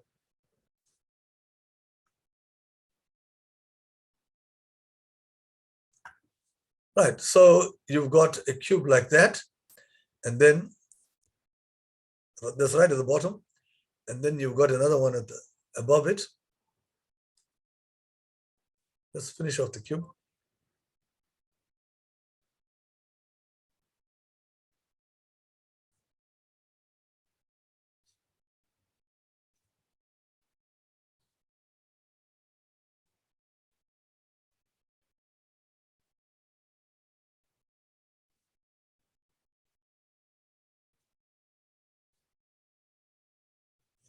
like that. Now, right at the bottom, you've got the 7 by 7 one.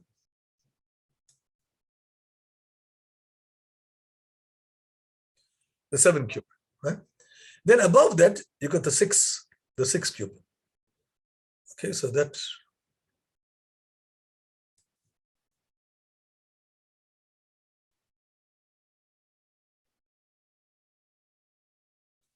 I'm just going to draw 2 of these.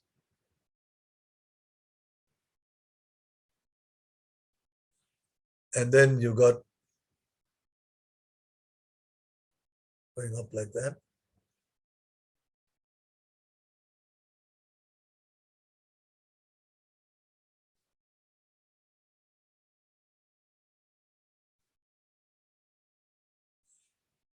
Okay, so like this now you got a whole stack of them. This is your 6 cube. So you have to imagine the story here. And they say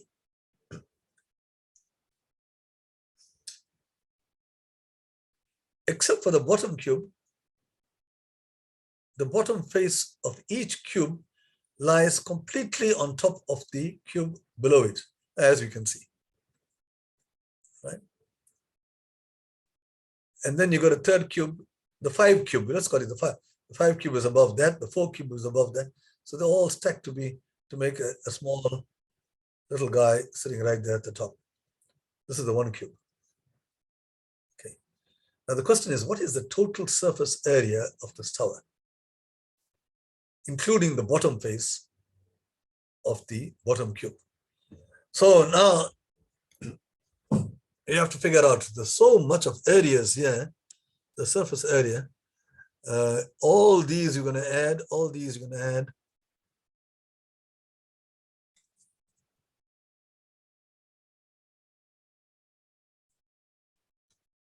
You're going to add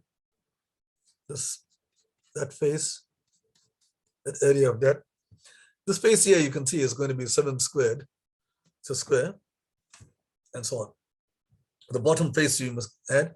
But then you go in between here, you got all these funny looking faces here. And then you got these sides here. But you can't add where this thing is sitting, that's covered. So you got an outside part, and you got these 4. And then on top of that, you got a similar kind of a thing. So let's just see what happens here at the bottom. Well, for a start, the bottom face of each cube lies, what is the total surface area, including the bottom face? So let's start with the bottom face.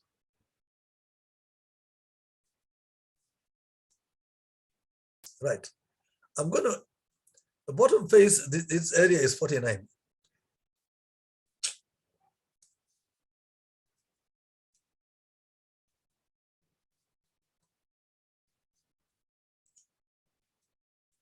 It's a square, right? Okay, now what I'm going to do is I'm going to add up all the vertical faces.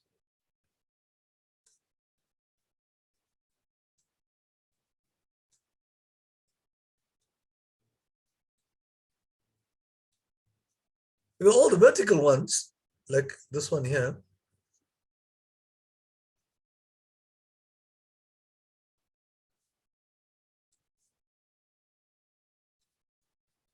that one, all the 4 vertical ones, right? And I'm going to add up all those.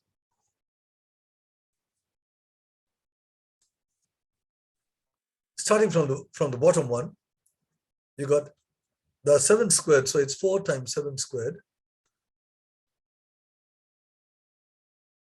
A cube has got 6 faces altogether. I've taken care of the bottom one. I've got 4 one time here, 4 times 7 squared. At the next level, I've got 4 times 6 squared. Oh God.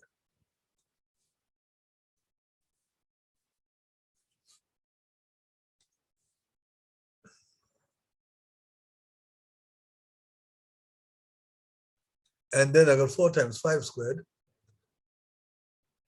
and so on, going all the way up to 4 times plus 4 times 1 squared.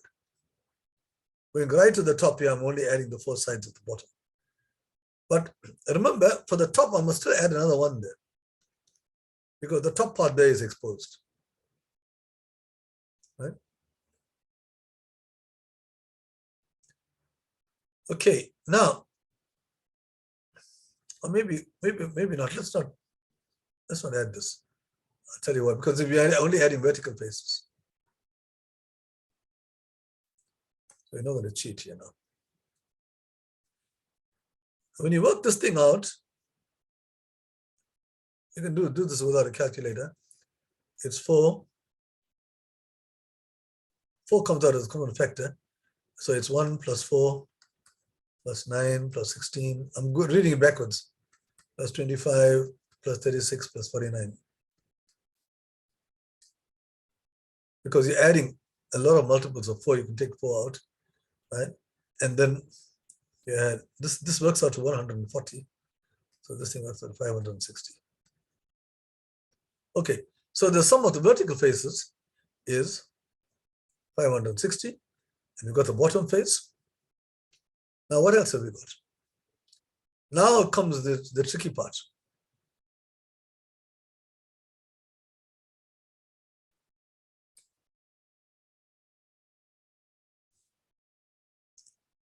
The tricky part is where you're going to add these faces.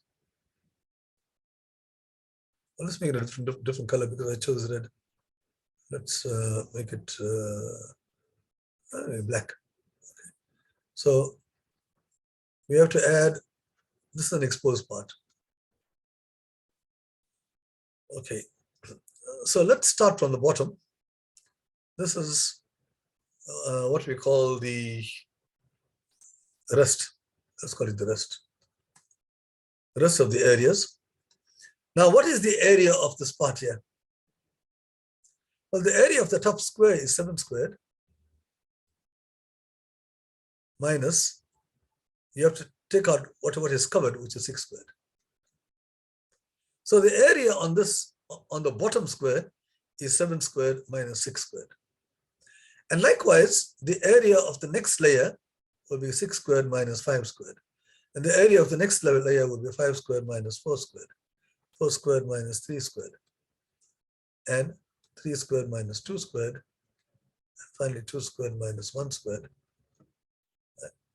The 2 squared minus 1 squared is there, where this thing is sitting. And these were 2 here, and you got a 1 there. So it's 2 squared minus 1 squared.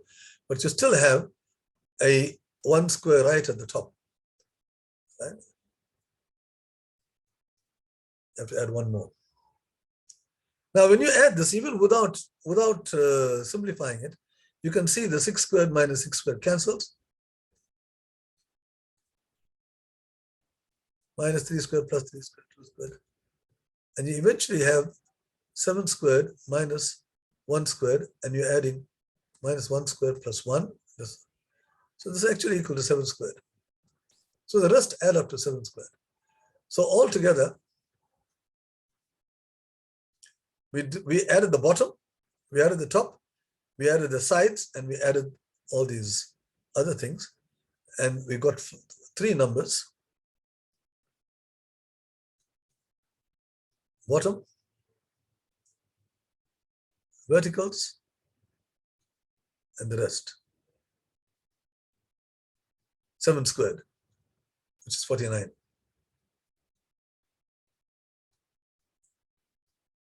So it's 98 plus 560, which gives you 558. They've got units, so you can just say square units because this is an area. Okay. Now, guys, an interesting thing here is that this rest thing that we are speaking about, it's the same as the area of a single square. Now, how is that? Why is that so? If you think about it, suppose you looked at this thing from the top. You're looking at the top, don't worry about the sides. Then what do you see?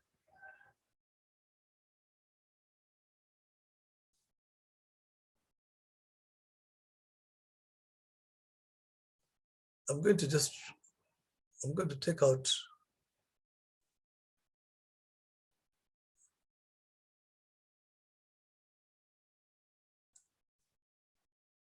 Just take out these because I need some space here.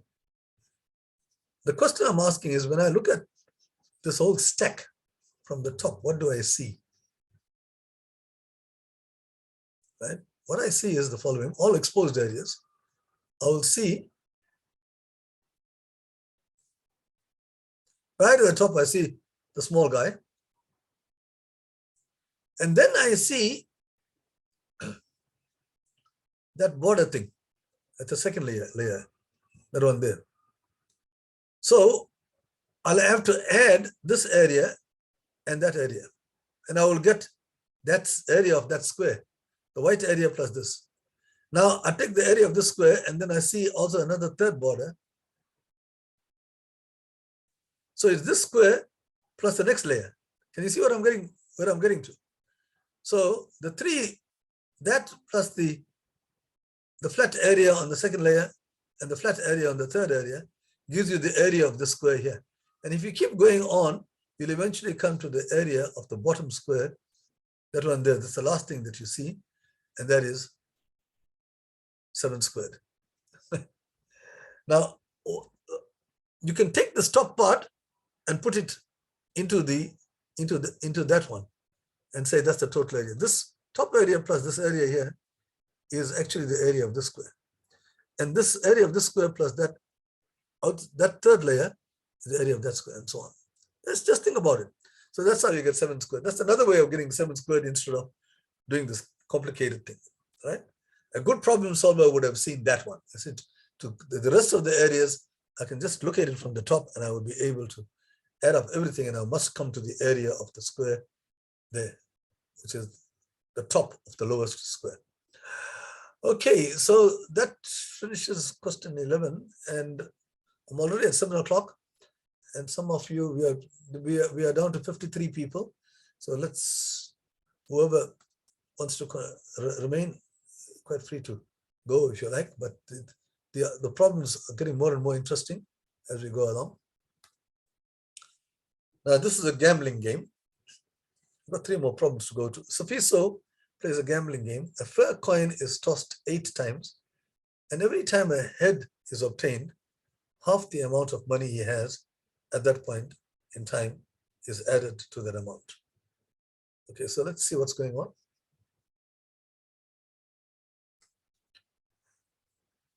So we don't know how much he has, but suppose he has X rands. It says here, every time head is obtained. So when you got a head, every time a head is obtained, half the amount he has already, as at that point, he has X, and a half of that is X over 2, is added to that amount. So he takes whatever he has and he adds to that half of that when he hits head. So that gives you 3X over 2. So if he has got X rands or whatever, right, and a head will make him 50% richer because he's got, he now gets 3X over 2. Okay. But if he hits a tail, then every time a tail is obtained, he loses half the amount of money he already has. So this X, half of it is lost. So he is left with only X over 2. So if he tosses a head, it comes to 3X over 2. It increases by 50%. But if he tosses a tail, it decreases by 50%. Right. Now he tosses this thing 8 times. It says it's tossed 8 times. Now, what's the question? What is the minimum number of heads required in order to make an overall profit? Okay. All right, just remember what we said here. Every time he has a head, if he has X amount of head, then he is getting to 3X over 2. Right? And the same with tails, he gets to half the amount. So let's see what happens here. He tosses it 8 times.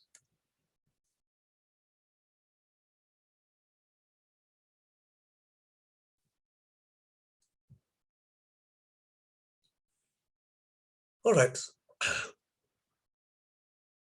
Let's draw some kind of a diagram here.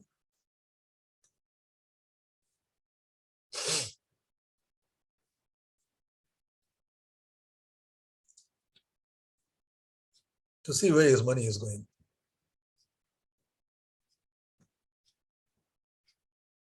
One, two, three, 4, 5, 6, 7, 8.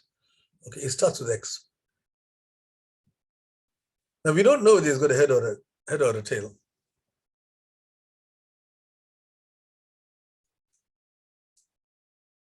In this first one. Likewise, for the second row. But we can say, we'll say, okay, suppose he has A as.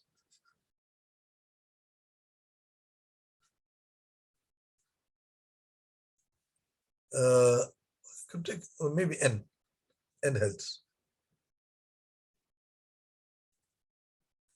Well, it tosses 8 times, so therefore you'll have then 8 minus N tosses give you tails.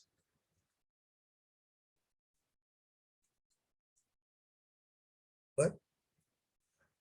Okay, so what we can do is, okay, suppose we put all the heads together.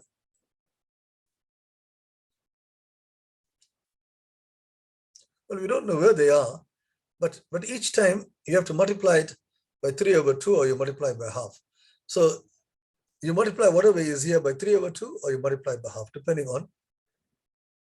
So your product, each step is either half of the previous one or 3/2 of the previous one.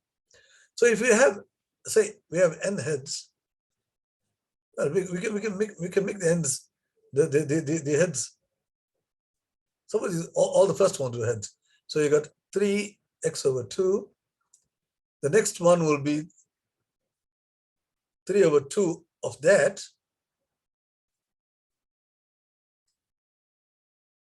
You have to multiply this by 3/2. If he had 2 heads, we just assume he's got the first N are heads. It doesn't make any difference. We can assume that the first N are heads. So the next one will be 3/2 cubed. But this is a head. So it's 1, 2. So after 2 tosses and 2 heads, it's got 3/2 squares. So after N tosses, you will have 3/2 to the power of N times X heads. I mean, that's the amount you will have. Right? It'll keep going. It'll go up to 3/2 of the previous one. Okay. The only thing is, you don't know whether the first N are heads, whether it goes all heads at one time and then the tails follow. But it doesn't really matter. If you think about it, it doesn't really matter, because whether he has heads or tails, wherever they are, you're going to multiply this thing by 3/2 so many times. So you'll have to multiply 3/2 by N times, right? Now, the rest of them are tails. So you've got 8 minus N of these are tails. So you'll have to multiply. So now you have to take this and multiply this by half to get to this point here. And then you have to multiply by half again to get to that point. And you have to multiply by half. So all the way up to 8 minus N times. Right? So in the end, what you will have is, he started off with X, it goes up to that amount, but then he lost half of it each time, and it lands up with, this is the final amount that he has.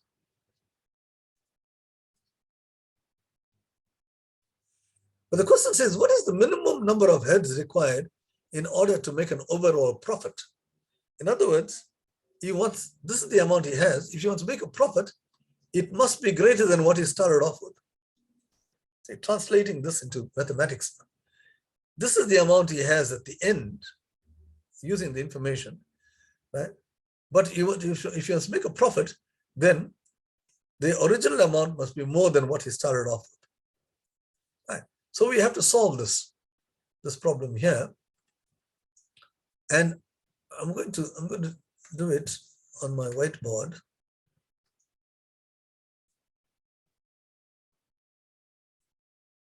No, not that.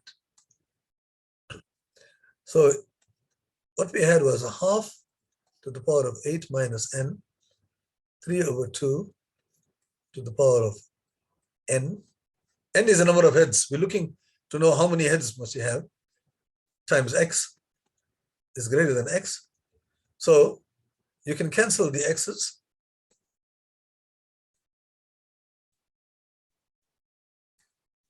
And then you'll get just 1 here. Okay, now let's multiply. This is an indices problem. 1 to the 8 minus n. The numerator has got 3 to the power of n there. The denominator has got 2 to the power of 8 minus n multiplied by 2 to the power of n. So it's 3 to the n over 2 to the n, right? When you raise it to the power of n. Okay, so that's greater than 1. Now you got 3 to the n. Now 2 to the 8 minus n times 2 to the n, you can add the indices. 8 minus n plus n gives you 8. Right, the n's cancel. So now you have 3 to the n is greater than 2 to the power of 8. 2 to the power of 8, you can easily see, is 256. So you need to get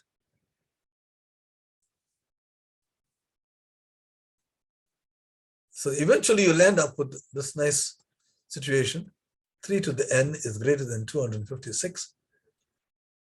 And they say, what is the smallest value of heads? Now this n is heads. So you can translate this question. What is the smallest value of n so that 3 to the power of n is greater than 256? When you try 3 to the power of 5, that's 243. 243, 3 to the power of 5. That doesn't work.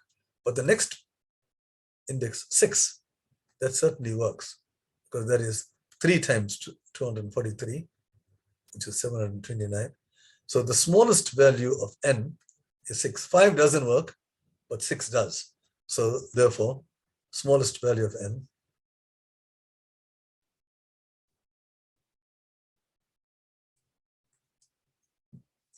Right, now this is a lesson to all gamblers, right? You think that you're getting 50% more, right? You're gaining 50% and you're losing 50%.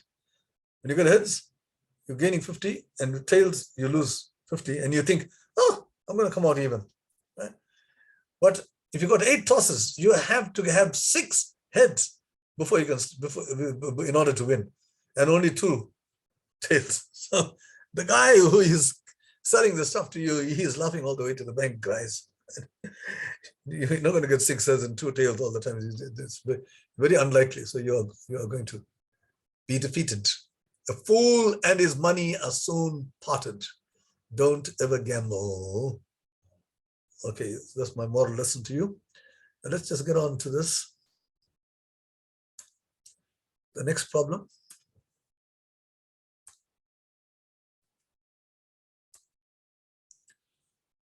Oh, this is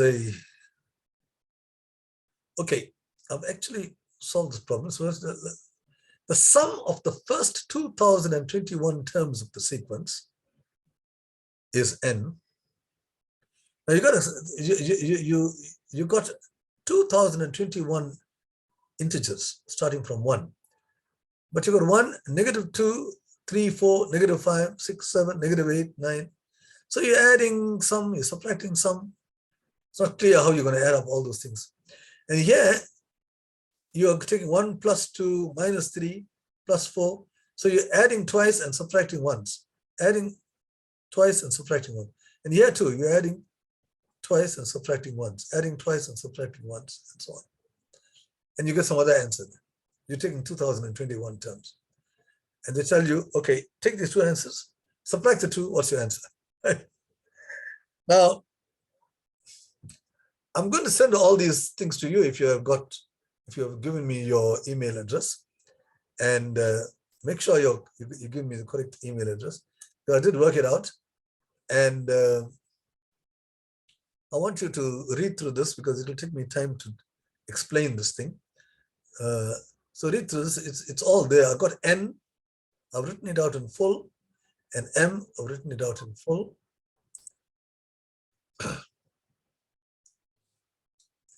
The only thing is, I know I've got 2021 numbers, right? But I'm not sure whether you got a minus sign here or a plus sign or what, far away, right? So you look at the early ones and you see that you got 1 minus 2 plus 3. And now this is very important because I want to know what the signs there at the top are. How am I going to know it? The way to do that is, if you look carefully, you'll see that the 3 and the 6 and the 9 have all got a plus sign in it. Right? So therefore, there's a plus sign at the multiples of 3.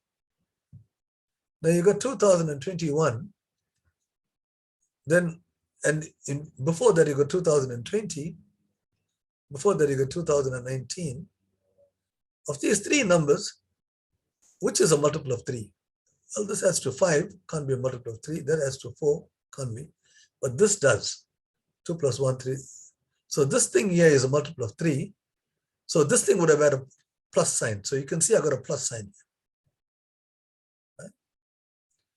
Right. If you got a plus sign here, 6, the next one after the multiple of 3 is a plus sign again, and then you have a minus sign. So I can actually figure out what the signs of the last 3 are.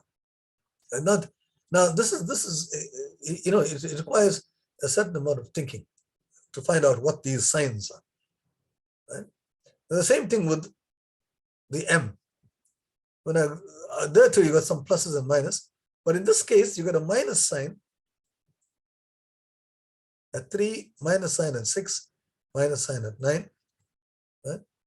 So all the multiples of 3 have got a negative sign. So at 2019 you would have had a negative. But immediately after that multiple of 3, the other 2 are both positive, 4 and 5. Here 7 and 8. So these 2 are positive. So now you've got a full picture of what N looks like, and you've got a full picture of what M looks like, and you're going to subtract these 2, and you subtract them term by term. 1 minus 1, 0, disappears. But minus 2, you're subtracting, is negative 4. Here you got 3, change the sign, you're subtracting, plus 6. These are the same, don't count. Minus 5, plus 5, you're subtracting, minus 10. Plus 6, change the sign, you're subtracting, 12. So you do it like this, right? And then once you come to that, you'll see, hey, now I can take them in pairs. Minus 4 plus 6 gives you 2. Minus 10 plus 12 gives you 2. Minus 16 plus 8 is 2. So you got several 2s which are added. And then, but you need to know what goes on at the end, right? As you can see at the end here, you got these 2, you're subtracting. So it's 4038. This goes away. And you're subtracting, you get minus 4042. But you've got 4048. Now, I even put what is in front of that because I want to see what the signs of these things are. But here you see the multiples of 6, 12, 18. So the multiples of 6 have got a plus sign. And this is a multiple of 6. It's got a plus sign in it. So if this has got a plus sign, the one after that would have got a minus sign, and the one before that. So this is the thing that you're going to calculate. I'm going to leave it to you to figure out what's going on here and how I came to 673. Because you're counting how many 6s there are. So what I'm doing here, I won't leave it to you. Let me do it. So what you're doing here is you're breaking it up in pairs so that you can add 2's many times. But how many pairs of 2's do you have? Well, how many of them are put in brackets here? You got the first one has got a 6. You see, I'm working with multiples of 6. So the first one got a 6 in it. The second one has got a 12 in it.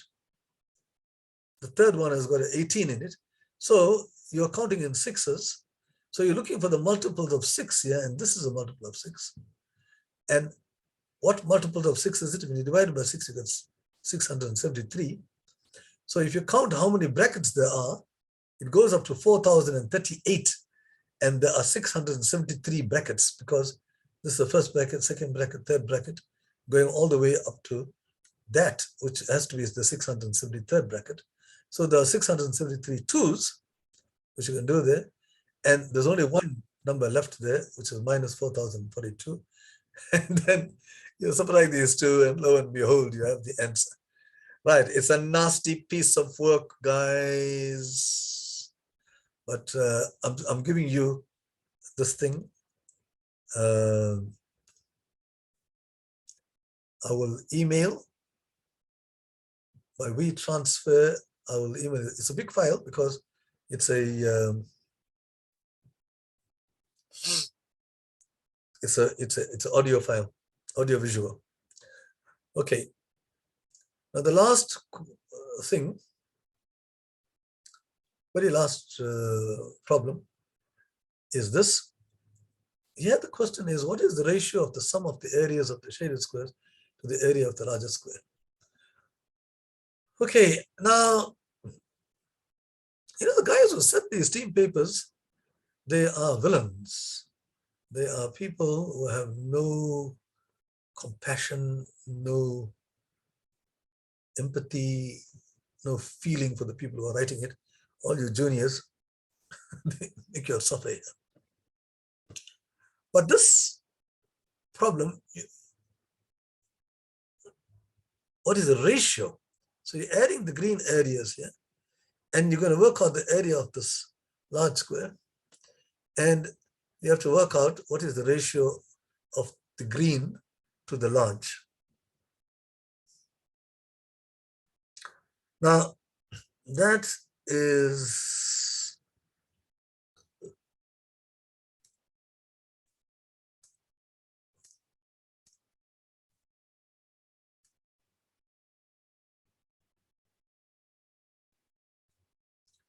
uh-oh.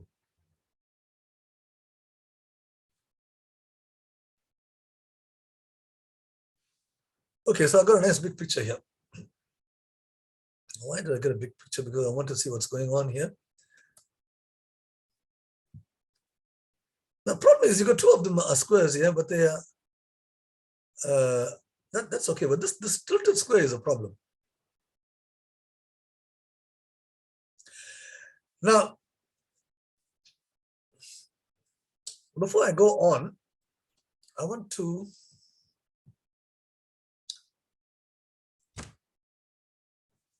let me just stop here.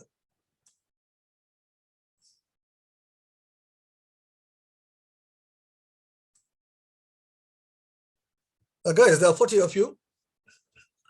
By show of hands, you can see reactions at the bottom. Right? You can react by showing your palm or whatever. What is Pythagoras' theorem? How many of you know what the statement of Pythagoras' theorem is? Put your hands up.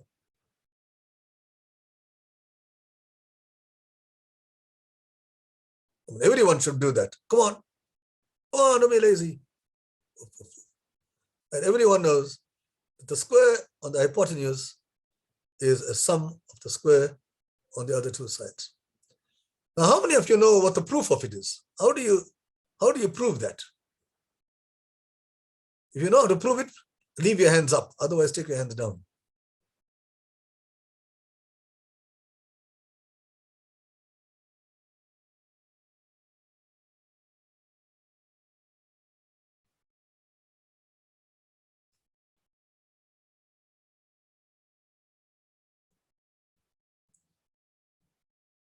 So, Jason, you know how to prove Pythagoras' theorem?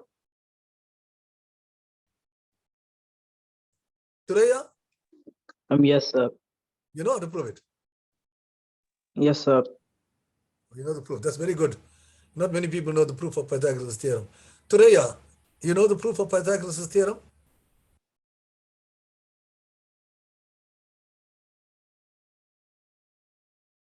Is she gone? Nathan? Okay, Nathan took his hand down, right? Okay. Well, somebody did. And Ashwil, you know the proof? Yes, sir. You know the proof of Pythagoras' theorem? Yes, sir. Oh, that's very good. All right. So I'm going to prove it for you other guys now so that all of you will learn. Now watch. Because the proof of Pythagoras' theorem, one of the proofs occurs in this thing. So let me get back my whiteboard. I'm not going to prove Pythagoras' theorem. So it may take a little while, but not be worth it. Let's now. Okay, you got a right angle triangle.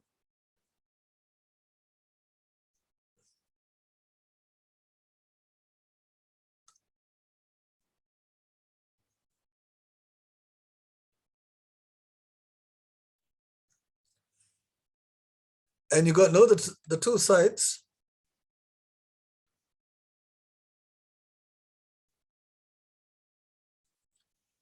and you want to know why is c squared equal to a squared plus b squared.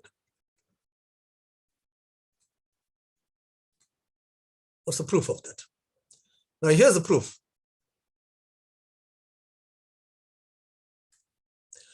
It's quite a lengthy proof, but just watch. What I'm going to do is I'm going to increase this line here by a units. So I'm going to take this line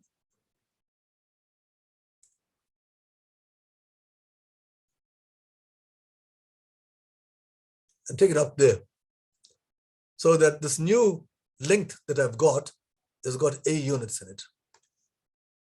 So this is a. And on this side here, a, what I'm going to do is I'm going to increase this one by b units.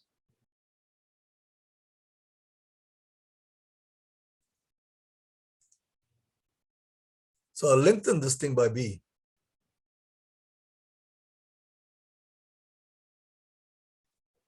And so this new length here now is b. Then what I do is I complete the square. I've got a plus b here, I've got a plus b, and I'll complete this full square here.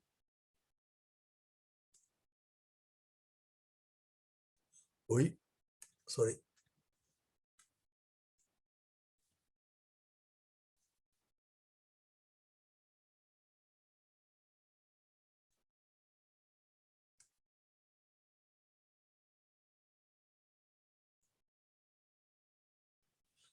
Okay. And then what I'm going to do is, because this is a square, I'm going to, here I've got a, I've got 90 degrees, and I'm going to chop off b on this side. Right? And not only that, I'm going to join these two.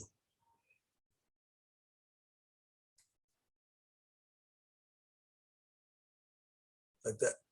And here, I go down this line here. By the way, if this is b, then obviously this will be a. Because a plus b, it's a square, the sides, opposite sides are the same. I got an a here, now I cut off b on this side.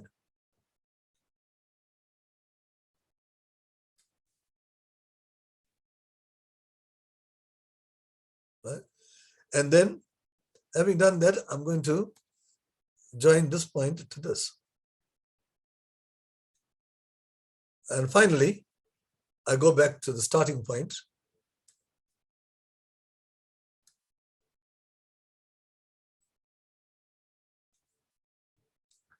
Now, my original triangle, I seem to have lost it along the way, is the following triangle here.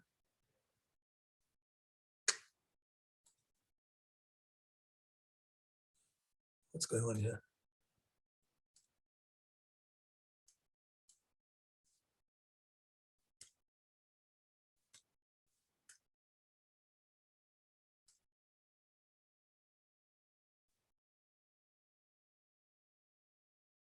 Okay, so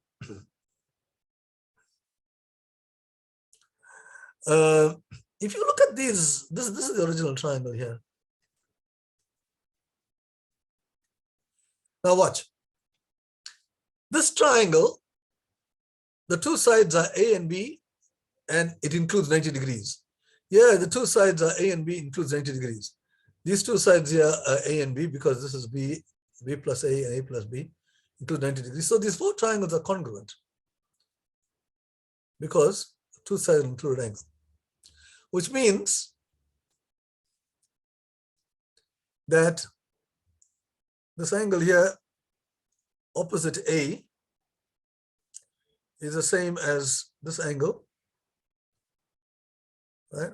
Opposite A in this picture, and the angle opposite A is that, and also this cross there, cross. Oh, by the way, all of them are congruent to this one here, the original triangle, because it's got two AB and 90 degrees. Okay. Now the thing about this is that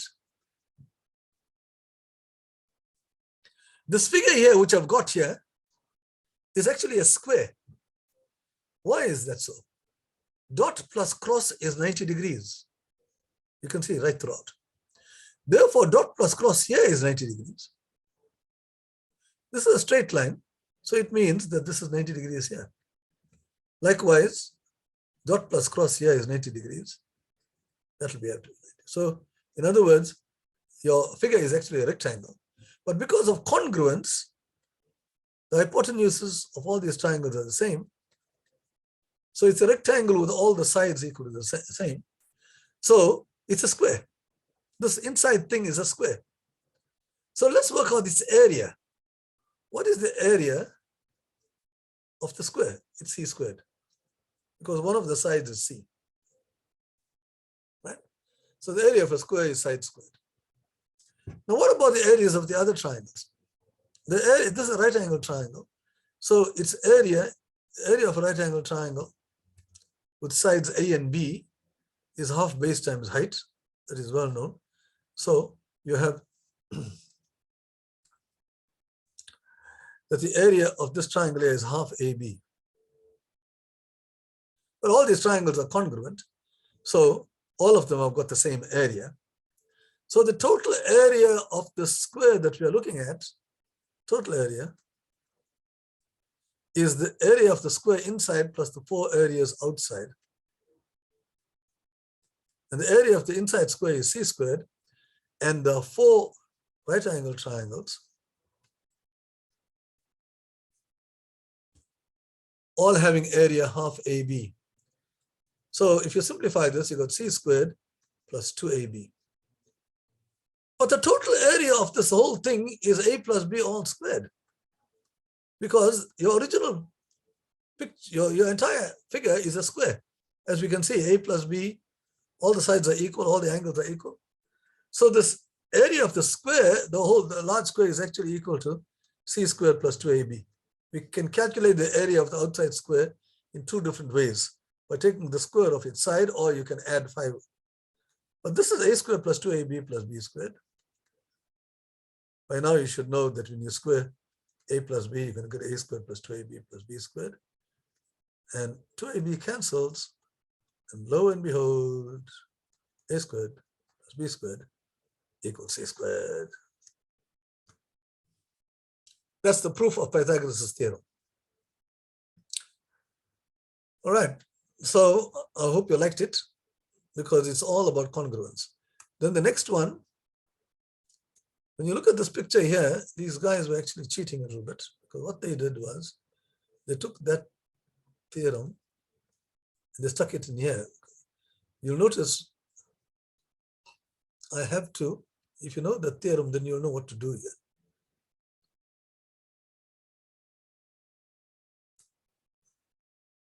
To work out this problem, the way to do it is, you see the picture I had, the same picture I can get here. Come down,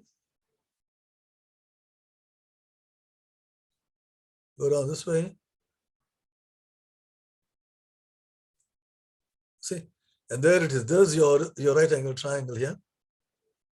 If you come right down here, it must be 90 degrees because this is a square parallel and so on. So this is a right angle triangle. And what do we have? We have that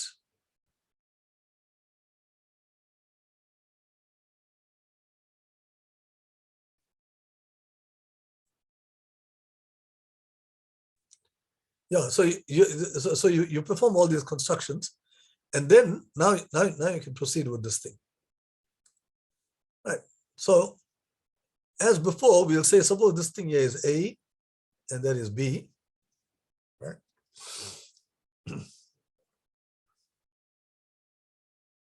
Or rather, then we will have that this is A and this is B. This is A and this is B. These triangles are all congruent, as we saw earlier on. Because this is 90 degrees here, right? And so if you call this A and B, then you have this.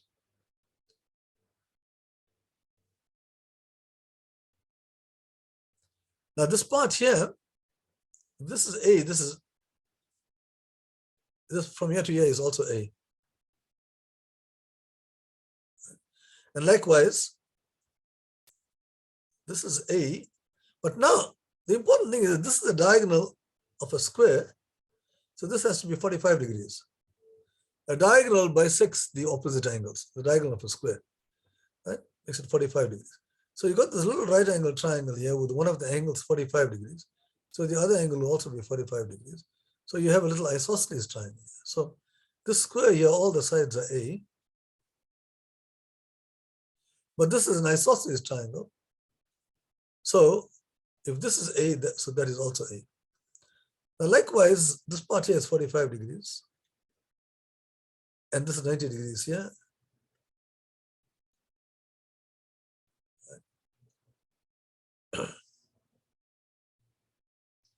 And this side here is A, so therefore that has to be A. Because this part here is an isosceles triangle. Right. Now, so what do you have? The area that we are looking for, this green area, is A squared plus B squared. It's A squared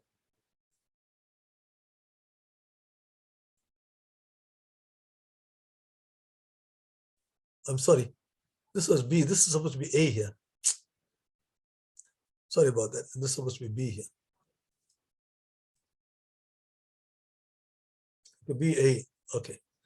So you have the green area is A squared, and this part here is B. It's a square. They say all these are squares. So that area is B squared, and this part here is C squared. The square of the hypotenuse. So this is really the area that we're looking for is 2 into A squared plus B squared, because C squared is equal to A squared plus B squared. The area of this is C squared, but that by Pythagoras is A squared plus B squared.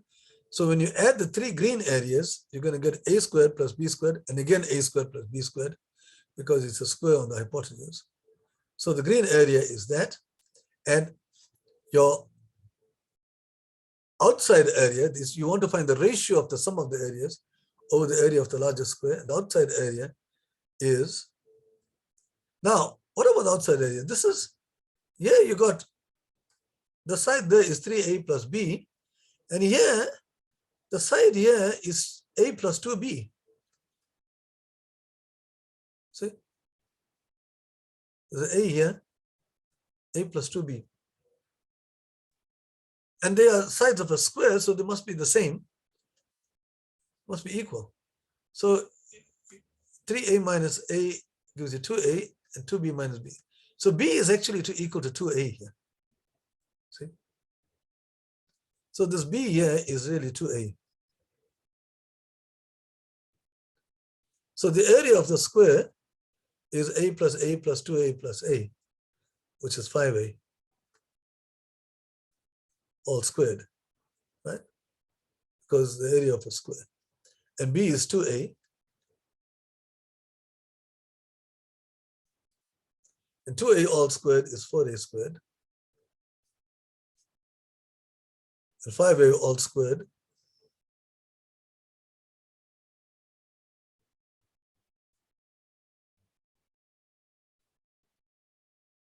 is 25A squared. 5A all squared.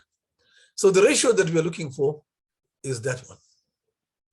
And when you simplify that, you get 2 times 5A squared over 25A squared. And the 5's cancel. And you get 2 over 5. So that's the answer to the problem. I've got it squeezed in here. The ratio of the areas, when you add up all the green areas and put it over the area of the square, then and simplify it, the answer is 2 over 5. I told you these guys are ruthless people who set questions like this, even if it's the last question in the individual paper. But it's an interesting thing to discuss. And those of you, I'm sure many of you will be able to understand this, but it involves, you can see areas and congruence, quite a lot of congruence, which you do in grade 7 and grade 8, and there are some of you in grade 6, which you're probably not aware of congruence. But congruent means they are all identically equal. So this triangle is exactly the same as this because it's got the same sides and the same angles. So that's why we say they are congruent. Okay, so guys, that brings us to the end of today's session. I just want to stop the share, and we still have 34 survivors. So it's not bad. We had about 40, almost 50. So we've got a 70% attendance to the end. And now I just want to say that this is just a kind of a training session. You'll never know what questions come out. But I just wanted to strengthen you, at least in some areas in mathematics, so that you'll know what some of the challenges are, and especially on how to actually solve problems. In many cases, you put symbols for the unknowns and try to get equations. That is really the main thing. Put symbols for the unknowns and get equations. And once you get equations, try to solve them, right? And that you learn how to do in school, how to solve linear equations, simultaneous equations, or whatever, right? And then you're on your way to the solution. But to build up the equation is really the issue. Okay, so I think a lot of people have given me your email addresses. Thank you very much. And I will send the recording to you so that you can, I'll have to send also whatever I've written on the whiteboard, because I've written some stuff there as well. Or maybe that will come out in the audio visual, so I don't have to send that separately. Okay, guys. Now, okay. Many people thank me. Connor, my pleasure, guy.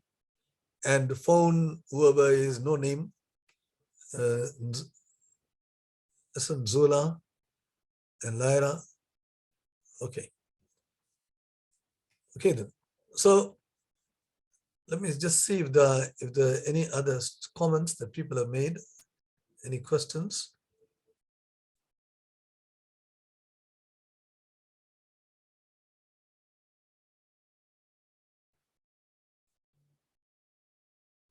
Okay, there's a question. The guy who said, why did we divide 16 by 8 in one of them? No, we didn't divide 16 by 8. We divided 58 by 16 because you had to double the 8. Beauty, I don't know whether Beauty is still here. She asked that question. She seems to have gone. So there's no point in answering that question.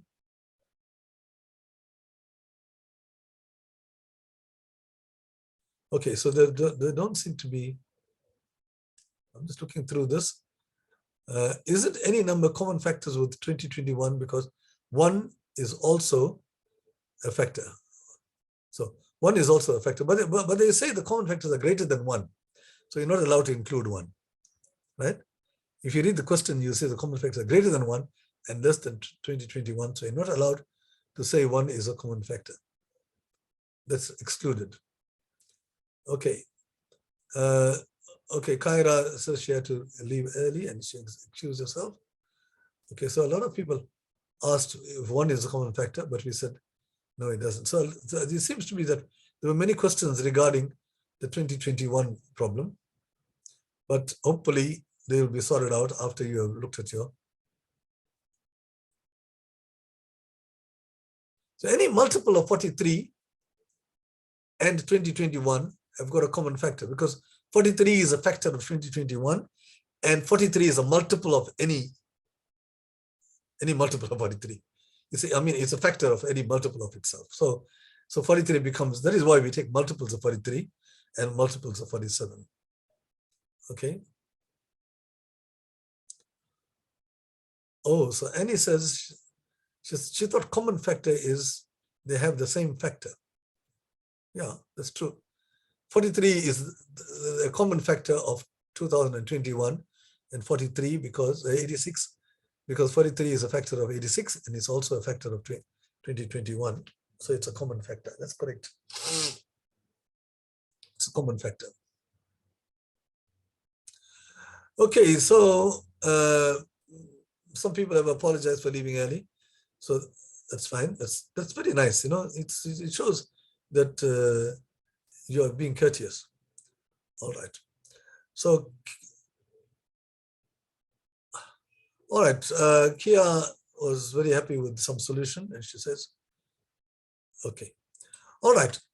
I will send this. There are quite a few people who have asked me to send the email, so I've got a little bit of work to do. Guys, is there anything that you want to ask me?